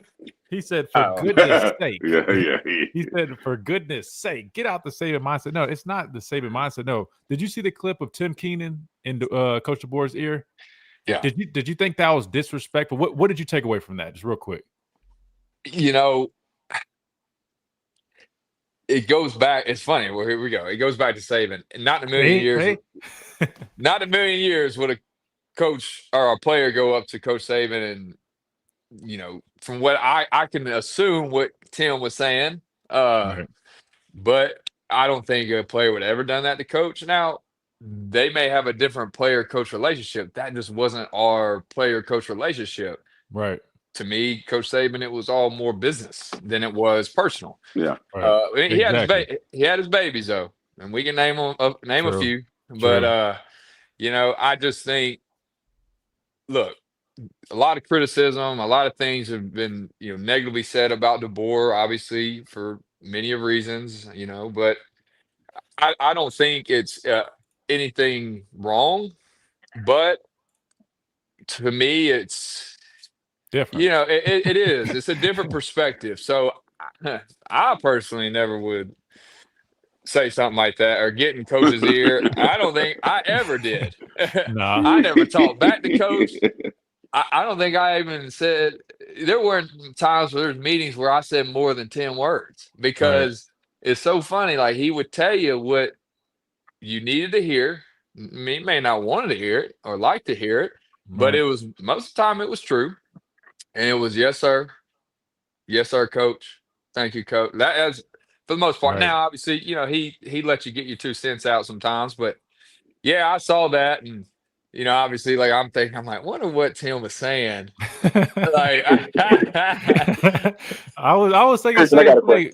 thing. I can imagine. Yeah, I was thinking the same. Go ahead, KJ.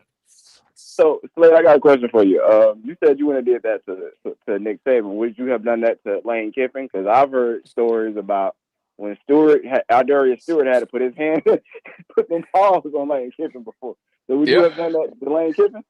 Now, I never played under Lane Kiffin. Obviously, I've heard plenty of stories, so I personally can't, I guess, answer that question just because I never really knew him. I wish I would have. I'd have loved to play. From what I've heard, from a offensive mind guy, and how he called plays, and also, he seemed to be a little fun, I guess.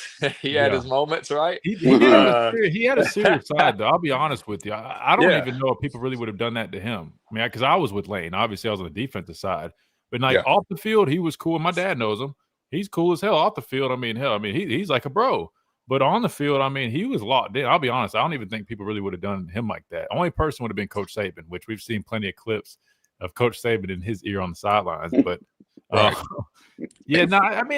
Slade, I think you said it perfect. It's all about dynamic, bro. Some coaches have that dynamic with their guys. That's yes, and it's let's just the elephant in the room is respect, right? It's kind of like you look at a coach and a player knows what he can say and do with said coach. Mm-hmm. And it's based on who that guy is. If the guy got some receipts, street cred on the field, they're not stepping to him like that. Or if that player is doing his thing on the field, right, he's going to have a certain way he can and things he could say. It's like the NFL. When I first got to New York, I couldn't say what LT said to coach. He cussed him out, right? They weren't going to cut him. But when I was a rookie, I would get cut. Right. There's certain things I know I couldn't do. So, and I knew certain coaches that I couldn't talk to Bill Parcells a certain way. But when Bill retired and we got Ray Handley, the mad scientist, who was the most horrible coach I've ever been around in my life, he got words, right? Because you were pretty much nothing compared to what play like you have running back coach elevated the head coach that nobody respect. So players will get at him. So I look at with Tim Keenan, veteran, been around, veteran of this team, probably captain. I don't know who captain. I would think he would be a captain. He's a captain. He's a captain. He talked to coaches, and I'm thinking he's like, man, these people calling us soft, bad, whatever. They talking about you. Someone want to win the Powerball to get you up out of here. I got you, coach. Let's go do this. Come on, coach. Let's go do this. That's all that was. If there was an argument, getting cussed out or something. He had his Malachi Moore moment without the L. Not even close. I think it's totally different. No, I think it's. I'm with my dad. I really think, and I said that initially. I think that's all that was. Just hyping them up, saying we got your back, and I don't have a problem with that. KJ, you got anything else before we roll, brother? Y'all take care. Appreciate you, bro. Good hearing from you, dog. Yeah, I gotta go. Slade, good talking to you. I'm gonna let you take my spot, man. Do your thing, bro. Sounds good, Mr. Ford. Good hearing from you. Good, you looking good, man. But yeah, how you get so slammed up? You been GLP or just diet? Bro, we ain't gotta eat like that no more. I mean, we ain't got no reason to be doing it. That is definitely the main thing. You ain't working out as much, and I have recently started getting these meal preps. Shout out my girl Megan. She's been great, but it's honestly just time wise for me. I don't feel like we so used to not cooking our own meals, and I don't even got time to do it, and I don't know how to make it clean. So Man, she you comes look through good, for man. me. Yeah, Well, I appreciate appreciate it. I it. mean, shoot, man. I'm 56. I hit that GLP. I ain't gonna lie to you. GLP. Oh Yeah, you God. can get your little shot in the stomach, bro, and Mhm. curb that appetite. He just Brother, he apples played and receiver. He oranges. don't need that. Yeah. Shoot, man, He I'm don't need 56. that. I ain't got nothing no more. I think when he come up no more. But, Well, you shoot. got to get back in the Hey, gym. last time I saw you in person, hey, if I look like you your age, man, I'm doing something right. Praise God, man. Y'all have a good one, man. Amen, Good talking amen. to you. Yes, sir. All right, good deal. So let's do this. We're gonna hit a quick timeout real quick. That way we can catch back up. When we come back, we let Slade give us his segment, Slade's segments. Talk about this ULM game real quick. And a little bit more. We come back right here on the Miller's Edge, Tide 100.9, 1230, WTBC.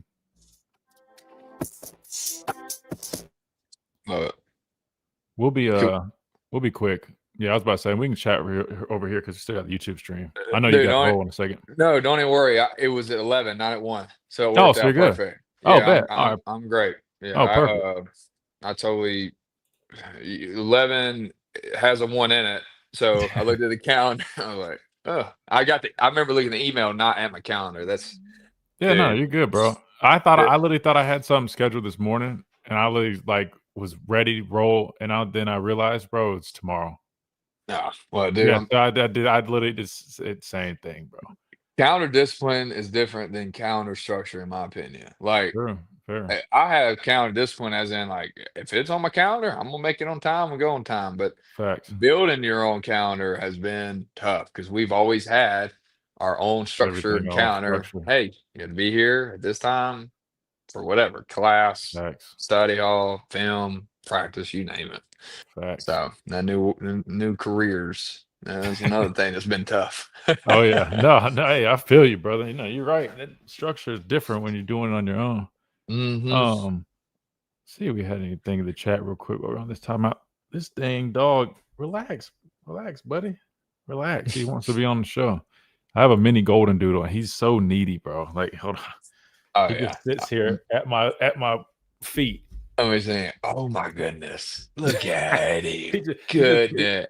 I want to doodle so bad. I don't know. Good luck, dude. They're like little people, bro. He's too smart. Like, he's over here trying to talk on the mic, bro. It's like a kid, bro. I mean, he's bad as hell. He's so cute, man. But bro, good luck. Yeah, good luck. I don't know if I want a golden. I mean, they're. I've heard they're super like attached, right? But we have my family just got a sheepadoodle, which is Australian Shepherd. I'm sorry, Old English Sheepdog with poodle mix, which helps with the hair, right? I can't do all the shedding, but yeah, they are a mess. Let me tell you. They're just so smart, man. They're like, look, see, dude, no, relax, just wait. All right, let me lock back in. Why y'all spamming? Let's get Schumann. I mean, don't get me wrong. I mean, Schumann would be a great coach to have on your staff, but dang, y'all are quick to be. Wait, who's Schumann? So Glenn Schumann. Oh, so that was before you got here. So Glenn Schumann, right? So Glenn Schumann was like behind the scenes for a while. Okay. He used to be like an analyst, defensive analyst for us from I think he was here before I got here, but he was here pretty much the whole time I was here. And he never was an on-field coach, but behind the scenes, he used to have a lot of say, a lot of influence. He's a younger guy at the time too, but really smart. Coach Saban loved him. And so when Kirby got hired away, he went with Kirby. And he had served, I think was he initially the defensive coordinator from the jump? I can't remember, but I know he ended up being coordinator at Georgia for a while, which I think is he not still there? Dang, I'm forgetting where he's even at now. I'm pretty sure he's still there. I But mean, anyway, name rings a bell. I just couldn't pinpoint a face to it or what he Yeah. coached and where he coached. Yeah, so he was here from 2008 to 2014 as a GA. Then when Kirby left in 16, he went and was the inside backers coach. That's right.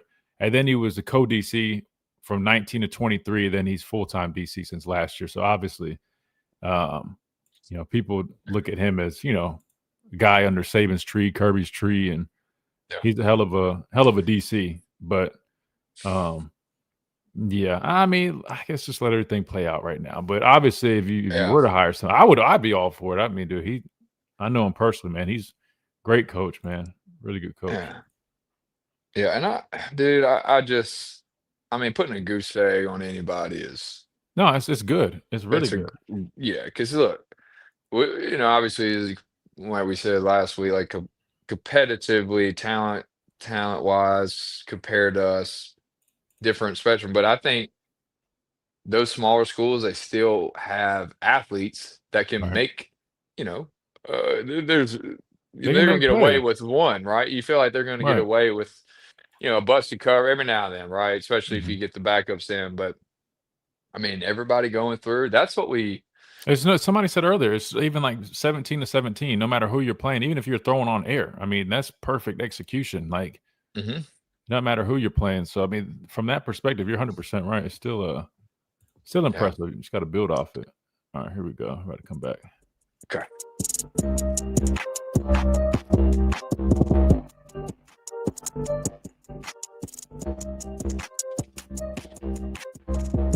And welcome back in to this Talking Tuesday edition of Miller's Edge, Tide 100.9, 1230 WTBC, presented by the Good Feet Store, America's art sport experts. I'm just going to give you guys a heads up. I know we had some people hanging on the phone lines. We got Slade joining us now. So if you guys want to hang there, obviously you guys can be first up for the next show.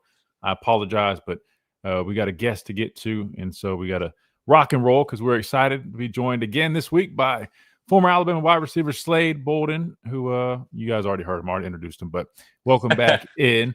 And Slade segments, I checked it out, right? You did, and you even partnered up with Touchdown Alabama, do another one after the game. So Slade segments is growing, bro, fast.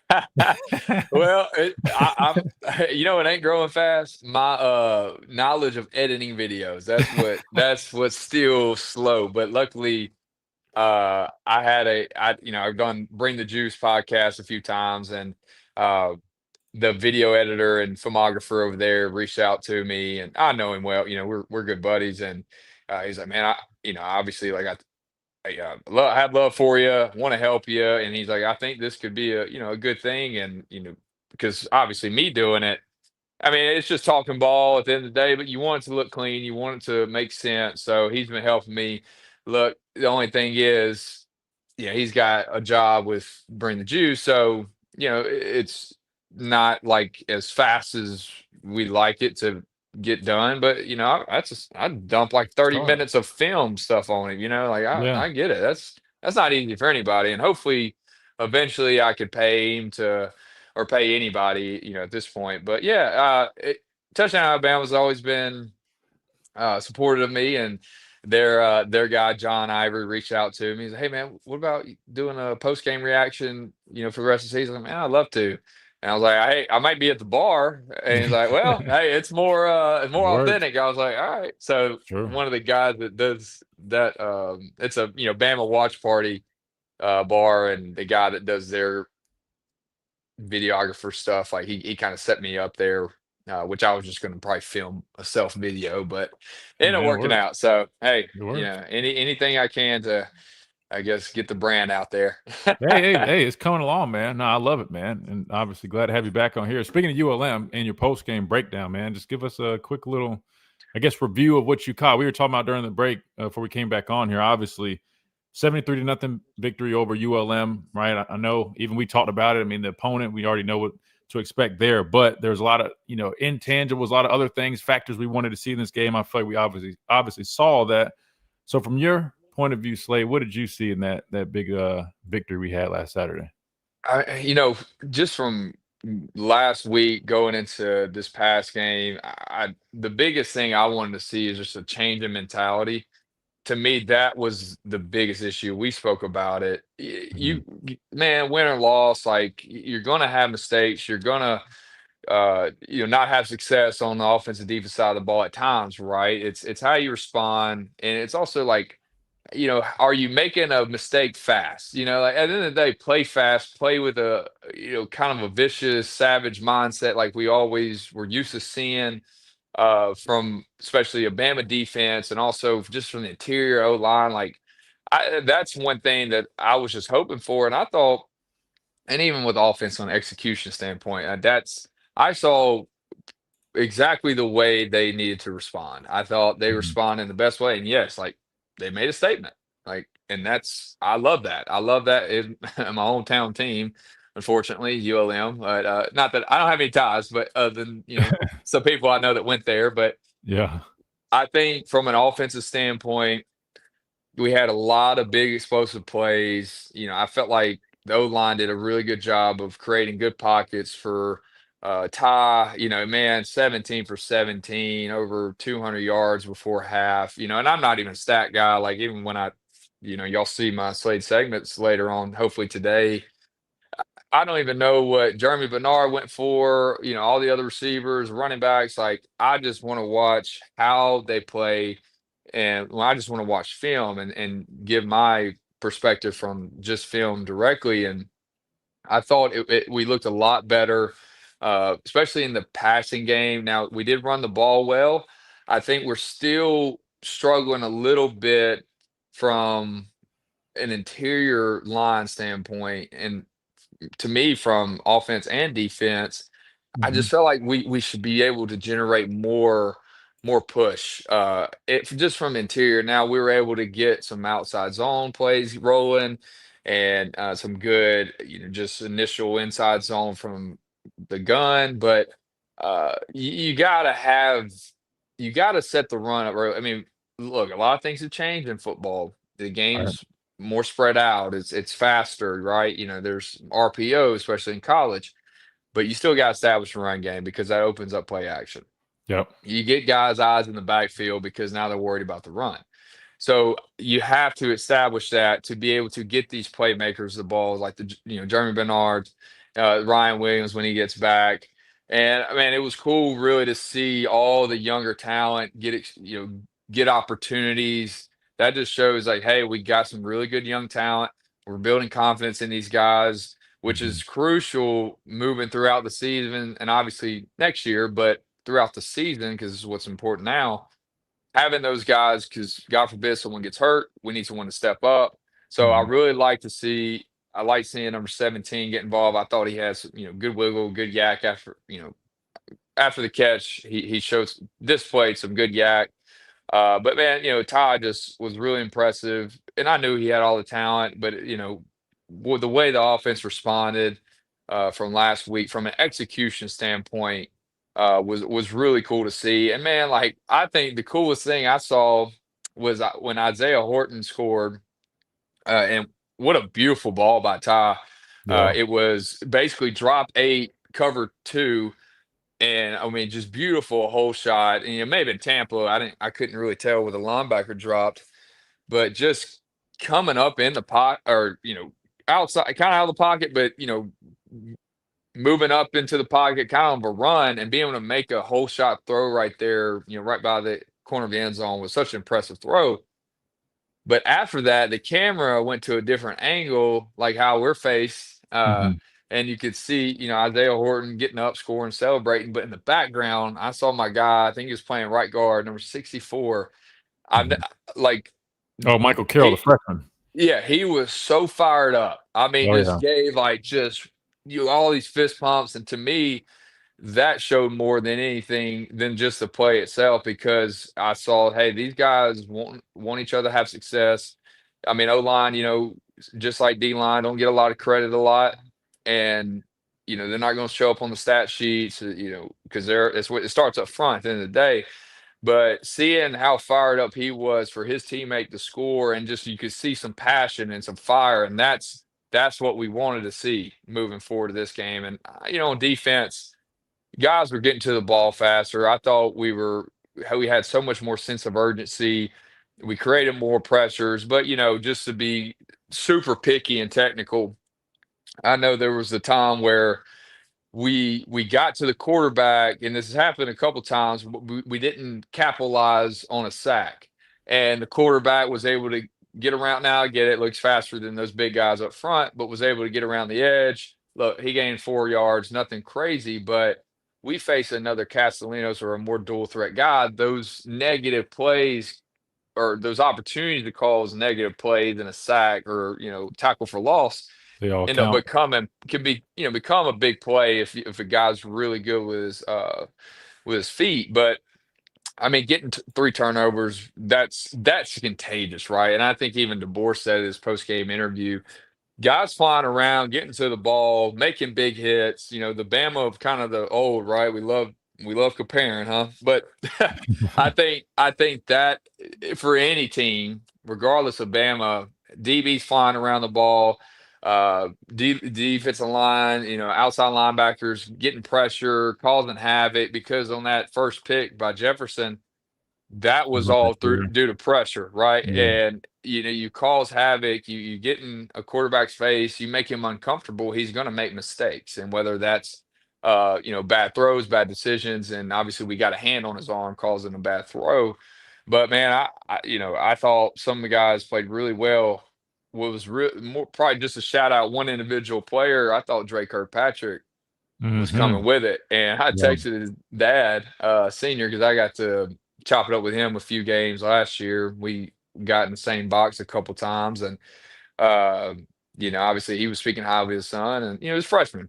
But man, targeting call, whatever. But there was a hit that was close to being the guy out of bounds, but just coming in just getting to the ball and finishing. And the last turnover, guys are just circling the ball. This is one of Saban's biggest, or not biggest, but one of his pet peeves is guys tracking the ball, following the ball. And when there's a turnover, good things happen, ball comes out, there's somebody there to get on it. So that was really great to see. Overall pursuit was great. There was just some times where I felt like we were getting pushed in the interior, which having Tim come back will be huge. Just in my mind, I'm like, I haven't seen many of our D tackles get pushed like that. So that was all day, but I saw a couple instances where that was the case. But that was my overall perspective. Yeah, no, I agree with you. And those young guys working there, you got some freshmen working in it with Tim and Beeman out. So I agree with you. I think Tim coming back will be big, but hell of a breakdown, man. Hell of a breakdown. And remind everybody where they can listen to your breakdowns. Again, you've started your new deal, Slade segment. So give everybody the info on where they can catch that. Yeah, if you let me on here, I basically just gave it to you. I could have, but I'll go into more detail. So, Slade segments, I'm still trying to figure out a timing perspective on whether Monday night, Sunday night, or Tuesday night. Hopefully tonight, but it's going to be on my Instagram and TikTok. Same handle at S18DE. So hopefully I get all the clips, all the game, the full game breakdown in one night, so everybody can kind of get it one night. But I'll go into more detail on some of the things I saw. But man, at the end of the day, it was basically a highlight reel. So a lot of good, some bad, but not much ugly. So that was good to see. Absolutely. Well, that'll do it for us on this Talking Tuesday. Big shout out to Slade joining us again. We'll keep trying to get him on here as much as he can and keep talking football with you guys, and we'll keep it rolling. And we do it again tomorrow in 22 hours right here on the Miller's Edge, Tide 100.9, 1230 WTBC, presented by the Good Feet Store, America's Art Sport Experts. We'll see you guys then.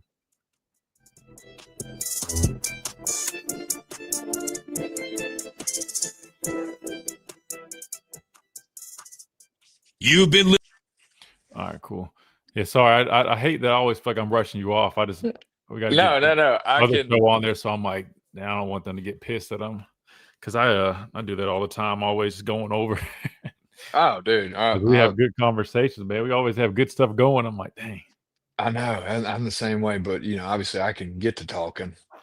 Yeah, that's No, for you damn good. sure. I want to give, no, I want to give me the floor. No, we've been talking plenty all that. That's people want to hear other people talk. Yeah. Yeah, no, I appreciate you hopping on, bro.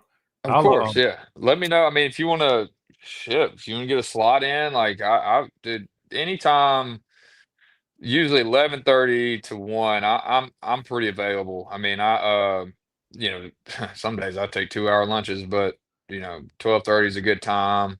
11:30 or 12, it don't matter to me. yeah, no, that sounds good. Dwight said, we're going into overtime, Dr. Crystal. Oh yeah. If y'all sorry, well, let me think. Well, no, you're about to have to go back. All right, stream. Sorry, guys.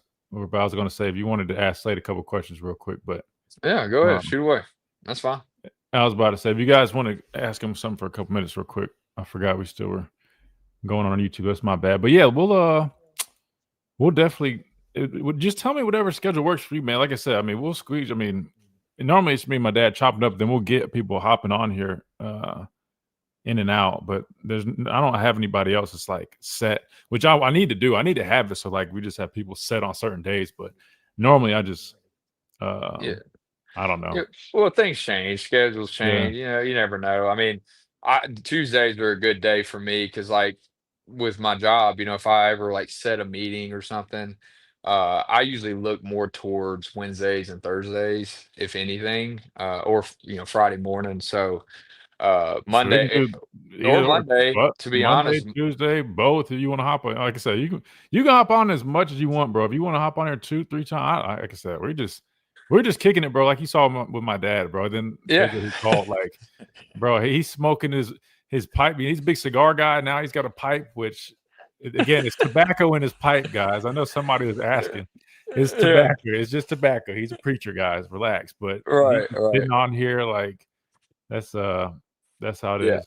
Well, if there's a one day that works better, I'll hit you that morning and be like, hey, like, let's do Monday. Yeah. Obviously if it's available for you too. Oh, 100%. And yeah, so either we'll communicate on that. So I'm pretty available during lunch. So Yeah. it was funny we were talking about Tim Keenan, what he said. Yeah. What I feel like he said, we may not be able to say it online. Well, see, that's why I'm not gonna lie. I kind of was like part of me is just like he's probably just saying like let's go, coach. Like let's do this. You know what I'm saying? Because I know Yeah. our guys talk, but then Right. but it could have been some totally different. I don't really know, but I do know. I mean, they respect Coach DeBoer. They like Coach DeBoer. It's just Yeah. a different dynamic, and the way you explained it was perfect because I don't think people understand. Like I would say, Coach Saban, he likes me, right? I've always had a good relationship with him. Even that being said, I never would just. I don't even think I could just walk in his office. Yo, coach, what's up? Go like you said. You said it perfect. There is only so many people that really kind of like, for example, and I think I've told this story before, but like Ruben, we were in a meeting and Coach Saban was just dog cussing all of us, like going off. Then Ruben just stood up and was like, I don't know who you talking to, coach. I'm a grown ass man too. And then it just got silent. Like he like jumped on Coach Saban, and everybody was like, "Oh, Yeah, Coach ain't like, really say whoa. nothing." You know what I'm saying? Because it's like Coach knows. I mean, that's Ruben. Not like Coach is scared of him physically, but probably that too. Yeah. But he's just like, but it's like probably that too. But it's like, this dude, he's a dog, bro. Like, fair. All right. Yeah. And coach respects him. I mean, because we know he practices hard. He lays it all in line. Coach kind of bad. You know what I'm saying? Like, there's certain guys. Minka, right? Minka could go chop it up with Coach. 100%. That's a baby. That's his baby. Right. He's one of the babies, right? But I think the dynamics is different. You know what I mean? But I didn't think it was disrespectful. But yeah. No, and I don't think it was either. And it's funny because I think that, obviously Minka, Pat Surtain's like, some of his babies, because obviously when y'all left, all he talked about was Minka. And then now it's probably all he talks about is Pat, because that was his guy when I was there. And there's a couple others here and there, but those guys weren't really vocal guys, anyways. Right. So it's funny because it just depend. Like I feel like Coach loved when guys would get fired up sometimes, and like kind of it just always was situational. he didn't like fighting, but sometimes like he did. You know, it was just kind He of wouldn't say it, but he will let it kind of go if a second because he wanted to see that fire. Yeah, I agree. yeah. So it's some of those things, but like you said, like there are some guys that I didn't feel comfortable saying anything. I joke with coach, but I'm not gonna say probably what Tim would how Tim looked like he was talking to DeBoer or Ruben's situation. Like there weren't many guys that could do that, but it was the guys that could back it up were 100%. a dog on the field and could back up whatever they're talking about. Because yeah, look, at the end of the day, we are grown men. Yes, we shouldn't be talked to a certain way at times, but at the end of the day, there's an authority and Yeah. there's respect for your authority, your elder, your head coach, your boss, whatever that looks like. It's just there is a fine line and a gray area too at times. So No, yeah. 1,000%. Slade, real quick, somebody in the chat, and I was going to ask you this. We ran out of time, but this is a question I wanted to ask you too. We could probably clip this too if you want to post it, because a lot of people have been wondering this, and people have been asking me this, but I think you're more fit to answer it. Yeah. Your thoughts on Ryan Williams moving to slot right now? Obviously, I know it's still new. We've only seen one game of that, but last year primarily played on the outside. You're a former receiver, but you know how all that works a lot better than I could even explain it. But how do you feel about him moving on the inside? I know some people wonder, is he fit to be on the inside? Can he do it? Is he better at one spot or the other? Just what are your thoughts? It didn't have to be some perfect answer. I'm genuinely curious too, but I know the chat was wondering. No, I mean it's a great question to ask because stereotypically for years the slot guy was shorter, stouter, quicker, could take hits going across the middle. Now it's changed. The receiver position keeps changing. Now you got guys that are 6'4", 6'5", that can run 4.4s but play the slot. And it's like having almost like a bigger body / tight end. And then now you got guys like Tyreek Hill who mainly play outside that are not necessarily the biggest physical guys, but just got speed, can take you over the top. So I think from what I believe, that perspective, having Ryan in the slot to me is smart because you can move that guy. The route tree expands. Sometimes in certain schemes, an outside receiver is locked, right? And because they're trying to find ways to get Ryan Williams the ball. Granted, I think that's very smart. I think as often as early as you can get him, because I think he becomes more dangerous. Yes, I do believe he has great ball skills. His awareness on the field is something that I've never seen at that age last year. Look, yeah, he dropped some balls, he struggled. It happens. Look, well, I'd love to see how he's going to respond, but he seems like just such a confident player in my mind that it's not going to affect him. But I think moving him to the slot is very beneficial because we can motion him, we can get him in sweeps, we can get him in pitches, we can, he can run read routes, whether seam read, choice route, sail routes, all these different. The route tree to me expands, and then we can do switch releases and stack and bunch and get him outside. I personally think keeping him out of the middle of the field is smart. Keep him healthy, but a lot of slot guys take, quick screens or tunnel screens. So, just trying to find ways to get the ball in his hands. I'm pretty positive that's why they're moving him into the slot, which I'm all for. I think that you want your best player to have as many opportunities to get the ball in his hands. So, to me, having him in the slot is exactly why that's why they're doing that. So I like it. I mean, mix it up, whatever. No, I like that makes Jeremy Bernard in the perfect slot too. I mean, I Yeah. think he's a great route runner and makes some physical catches. So, they're probably playing around with it. Yeah, and that's kind of the answer I gave, was just kind of, I think it just allows for more opportunities, especially given you got a number of receivers in that room that can do different things. I mean, you look at him being so dynamic, like you said, it allows him to kind of work on the inside of the field and obviously you explain that way better because you have the experience. I never played a receiver like that. They tried to force me to play receiver in high school, and I used to tell them no. I'm trying to get sacks, man. And then they finally, my senior year, I had no choice but to play tight end. They're like, dude, you have to play tight end this year. We don't have a tight end. I was like, all right. And I actually enjoyed it. It wasn't that bad. I caught a touchdown at a couple, and I was like, man, I should have been tried anyway. But no, that makes sense though. What about? Do you think when you look at that receiver room, like, do you think moving around, like, how hard is it? I guess what I'm trying to ask is, how hard is it to go from playing, if you're used to playing primarily outside, moving to slot? Is there an adjustment period? Is it something that guys pick up pretty quickly? Because I know, like, people would assume a left tackle could just, since he plays tackle, he can play the other tackle. But it's almost like going from brushing your teeth with your right hand to your left and doing everything. It's a big difference, even though it doesn't seem that way. Is it like that for you, do you think, as a receiver?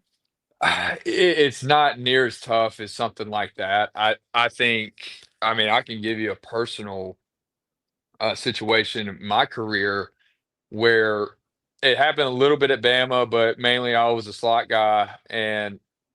But when I got to Atlanta, I was primarily slot in Baltimore, and I was always trying to fight to get outside receiver reps because I just wanted to show that I could play all 3 or 4 positions, Z, X, F, and H. Like, hey, I know all the offense. I can line up anywhere.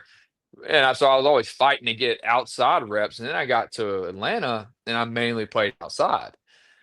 And yeah, you're more on island. You are getting more press. The way that the corner covers you is definitely different than a nickel safety would, or if just a primary safety. But the more difficult thing when I moved to Atlanta, or signed there, was where we had our foot. So like I'd never done this before, and this is whatever Arthur Smith's coaching tree that he came from. That's just how they always did it. So inside the numbers, we had our outside foot up, and then outside the numbers, it was our inside foot. So when it comes to like running routes based off steps, it totally changed it.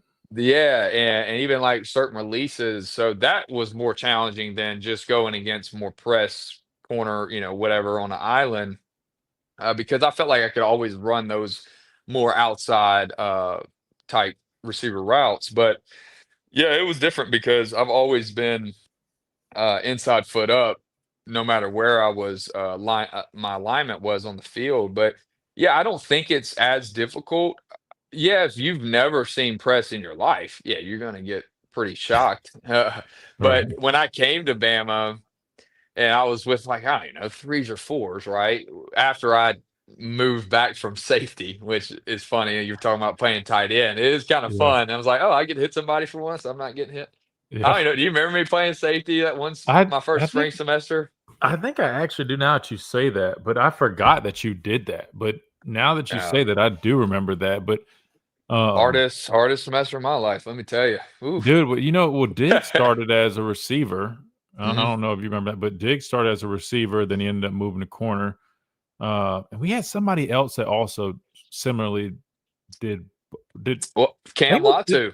Latu moved to tight end. Yeah, he was with me for when I was there. Then he ended up moving to tight end and setting a record there, and still playing in the league. But then I think they tried Devontae Smith in the secondary, very brief. Well, speaking of Saban's babies, I think it's Minka and Smitty right here. You think Smitty's right there with him? 1A, 1B, wow. 100%. I didn't know it was like that. I mean, I know he loved the dude, but I didn't know it was like that. Well, yeah, I think I did have 1 year without Smitty, so a lot of examples was Smitty. So I found out quickly that that was his baby, which, granted, one of the most highly decorated receivers. But yeah, I think Saban just loved him as a player so much and how he went about his work. Yeah. And just knew that because he would have been a first round corner, which is crazy. Now, size, maybe, I don't know, but he's so long. He played deep. I was like, hot second, like not long at all. I mean, obviously it wasn't going to last, but I think coach was just testing the waters, kind of like a just in case moment. Because we may have been that semester or going into that season, maybe we were down corners or are good quality starting corners. You know, maybe had some That's young guys that always weren't was like ready yet. injury or depth or something that led to that. Yeah. Oh yeah, the coach tried to sell me on that. Like, well, I think you'll play earlier if you play safety because we had all these guys leave. I'm like, yeah, I mean, that doesn't mean some more guys are coming behind me. They're going to be better than me. Yeah, he tried to get it. I didn't move to offense, but he tried getting me on the inside backer thing. It was like going into my senior year, and I'm like, dude, I'm not dumb. I said, what you want me to do is, because I was starting at Sam, but I knew what he wanted was that we had Terrell, we had Anthony, and they wanted to have me have that flexibility that way. Sometimes I'd be there, sometimes I'm like, dude, that's just taken away from my outside reps. I'm like, nah, man, I work my ass off to be starting Sam. I'm like, but I listened to him, you know what? I'll try it. And it was good, though, because I remember when I was coming out for the draft, I mean, all the scouts, they always bring that up, like, oh, so you got experience playing inside. And I'm like, yeah, in practice, yeah. I mean, yeah, sure, of course. Yeah. Versatility, baby. Yeah, exactly. They made a big deal out of it, which I was like, yeah, but I'm like, please don't put me inside of the next level because I am not an inside backer by any means. But yes, I have done it in practice for about 3 or 4 weeks. Yes, you're right. I got a cup of coffee under my belt playing that. Yeah. Yeah. But no, I think, you know, that's I think it's going to be good. I like Ryan in the slot for many reasons, but man, with Jeremy playing as well as he is, that's huge because now the attention is not solely on Ryan. 100%. You know, so now we're getting back to the ride outs. You know, hey, across the board are problems. Are you ready to call this? Wait, I got to ask you this. Are you ready? No. Are you ready? Okay, listen. And the reason I ask is, of course, we're off air. I mean, we're on the stream, which is great. But of course, because all these people before the season, man, and I might just replay this part or somewhere. I'll ask you when you come back on.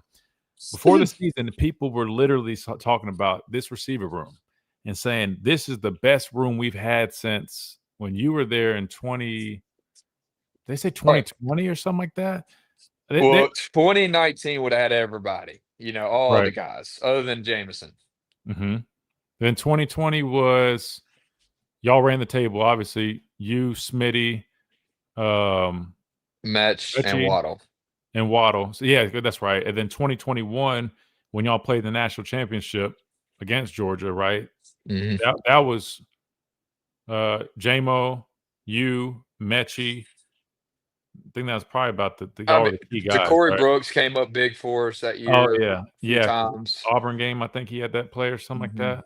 And we had some good younger guys. Just they ended up transferring. Javon Baker, Trayshawn Holden, and obviously Jai Hall, which I don't even know where he. Last I heard, he was Sacramento State, I think. I was about to make a joke, but I'm not even going to do that. I was about to. all the talent in the world, man. It's just some guys. Oh man! And look, I don't like talking, speaking bad about people. But Jai was a good kid, man. Like he had a longer cross from me. He was 17, I was 18, right? And he was a good dude. Like you talk to him in person, yeah, he's different. I mean, we all come from different neighborhoods and cultures, but I don't know. Just when it came to being disciplined, sometimes he had problems or had some issues. So, but yeah, we had a good receiving room that my last year, obviously, and that's one thing I was gonna hit on with Ryan too. Like we would put Mechie in the slot, we'd put J-Mo in the slot at times.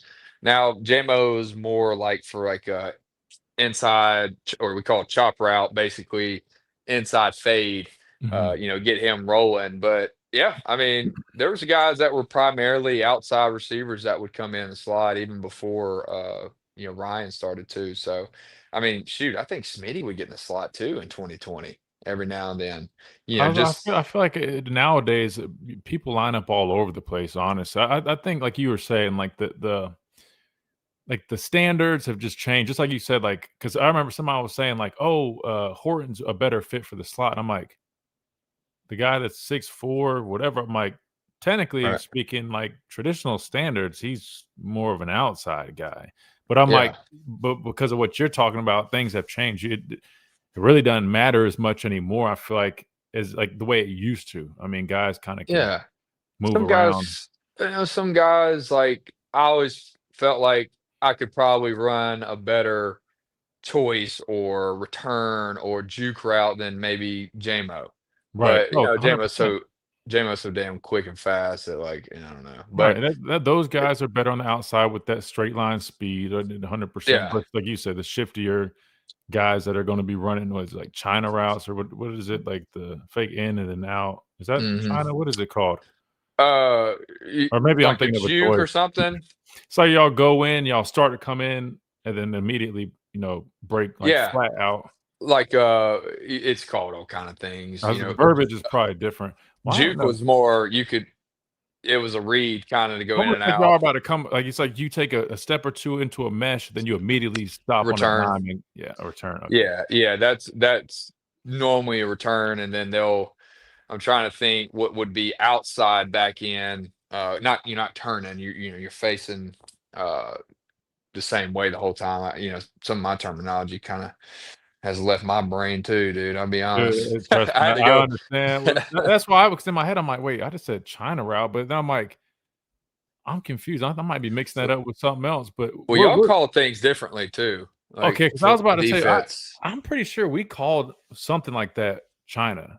But Yeah, again, the verbiage changes so much that some people say one thing and then others say something totally different. Like I just looked up a China route, and the first video I see of Hunter Renfro running one low key looks kind of like what I was explaining, but almost yeah. the inside. He took it inside instead of out. But who knows? The terminology for, so many coaches do different things. I just remember Coach he used a lot of numbers. Like he would still call, the true route tree, which was, 1 through 10.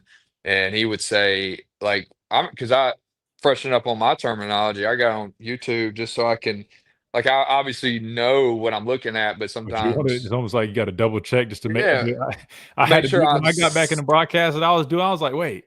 yeah, Of course I know cover 2, cover 3. I'm like, why am I having second thoughts? But I'm just like, yeah. I just want to Well, make sure if I'm over here putting this information out there, I'm like 150%, even though I know, yes, cover 2 shell, right? Corners playing the flats. But I'm like, wait, yeah, the backers have this, right? I'm like, dang, what am I? mhm. I'm tripping. No, that's normal, bro.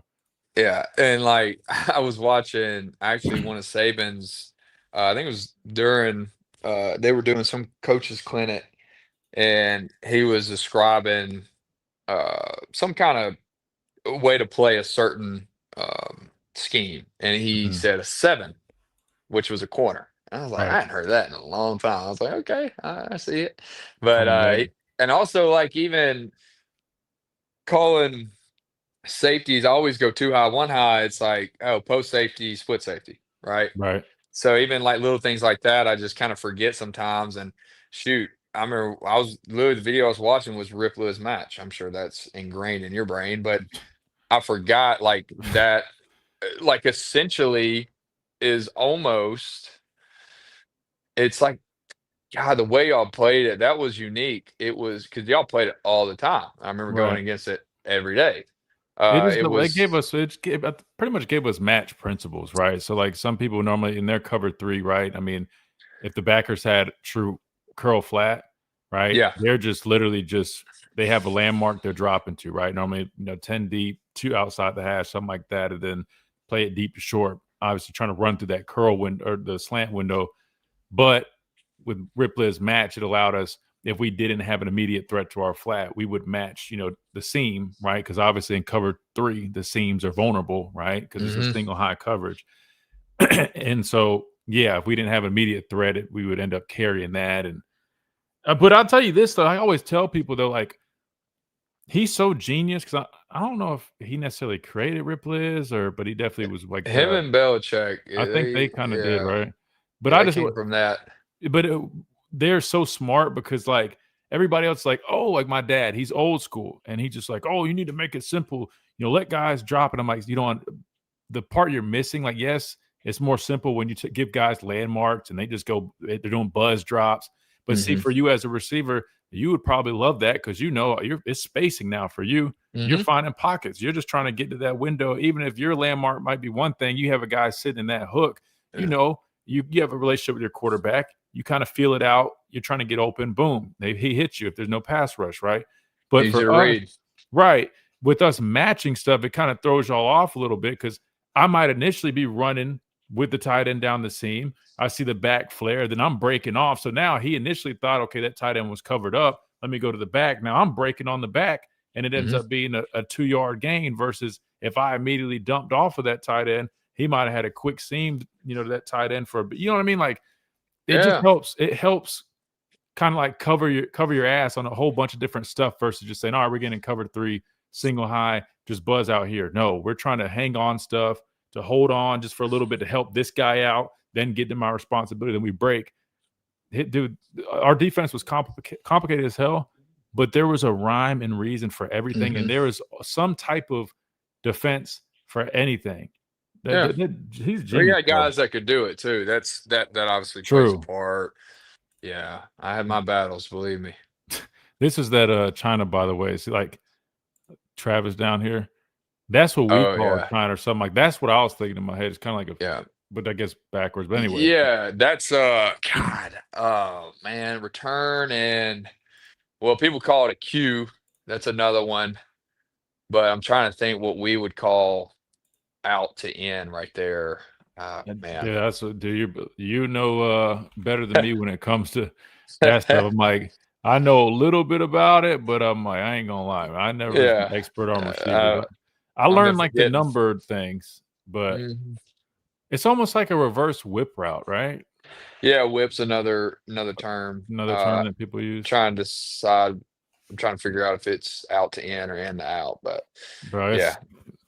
because slant return was slant return, so I know that return routes in to out, but the out to in always.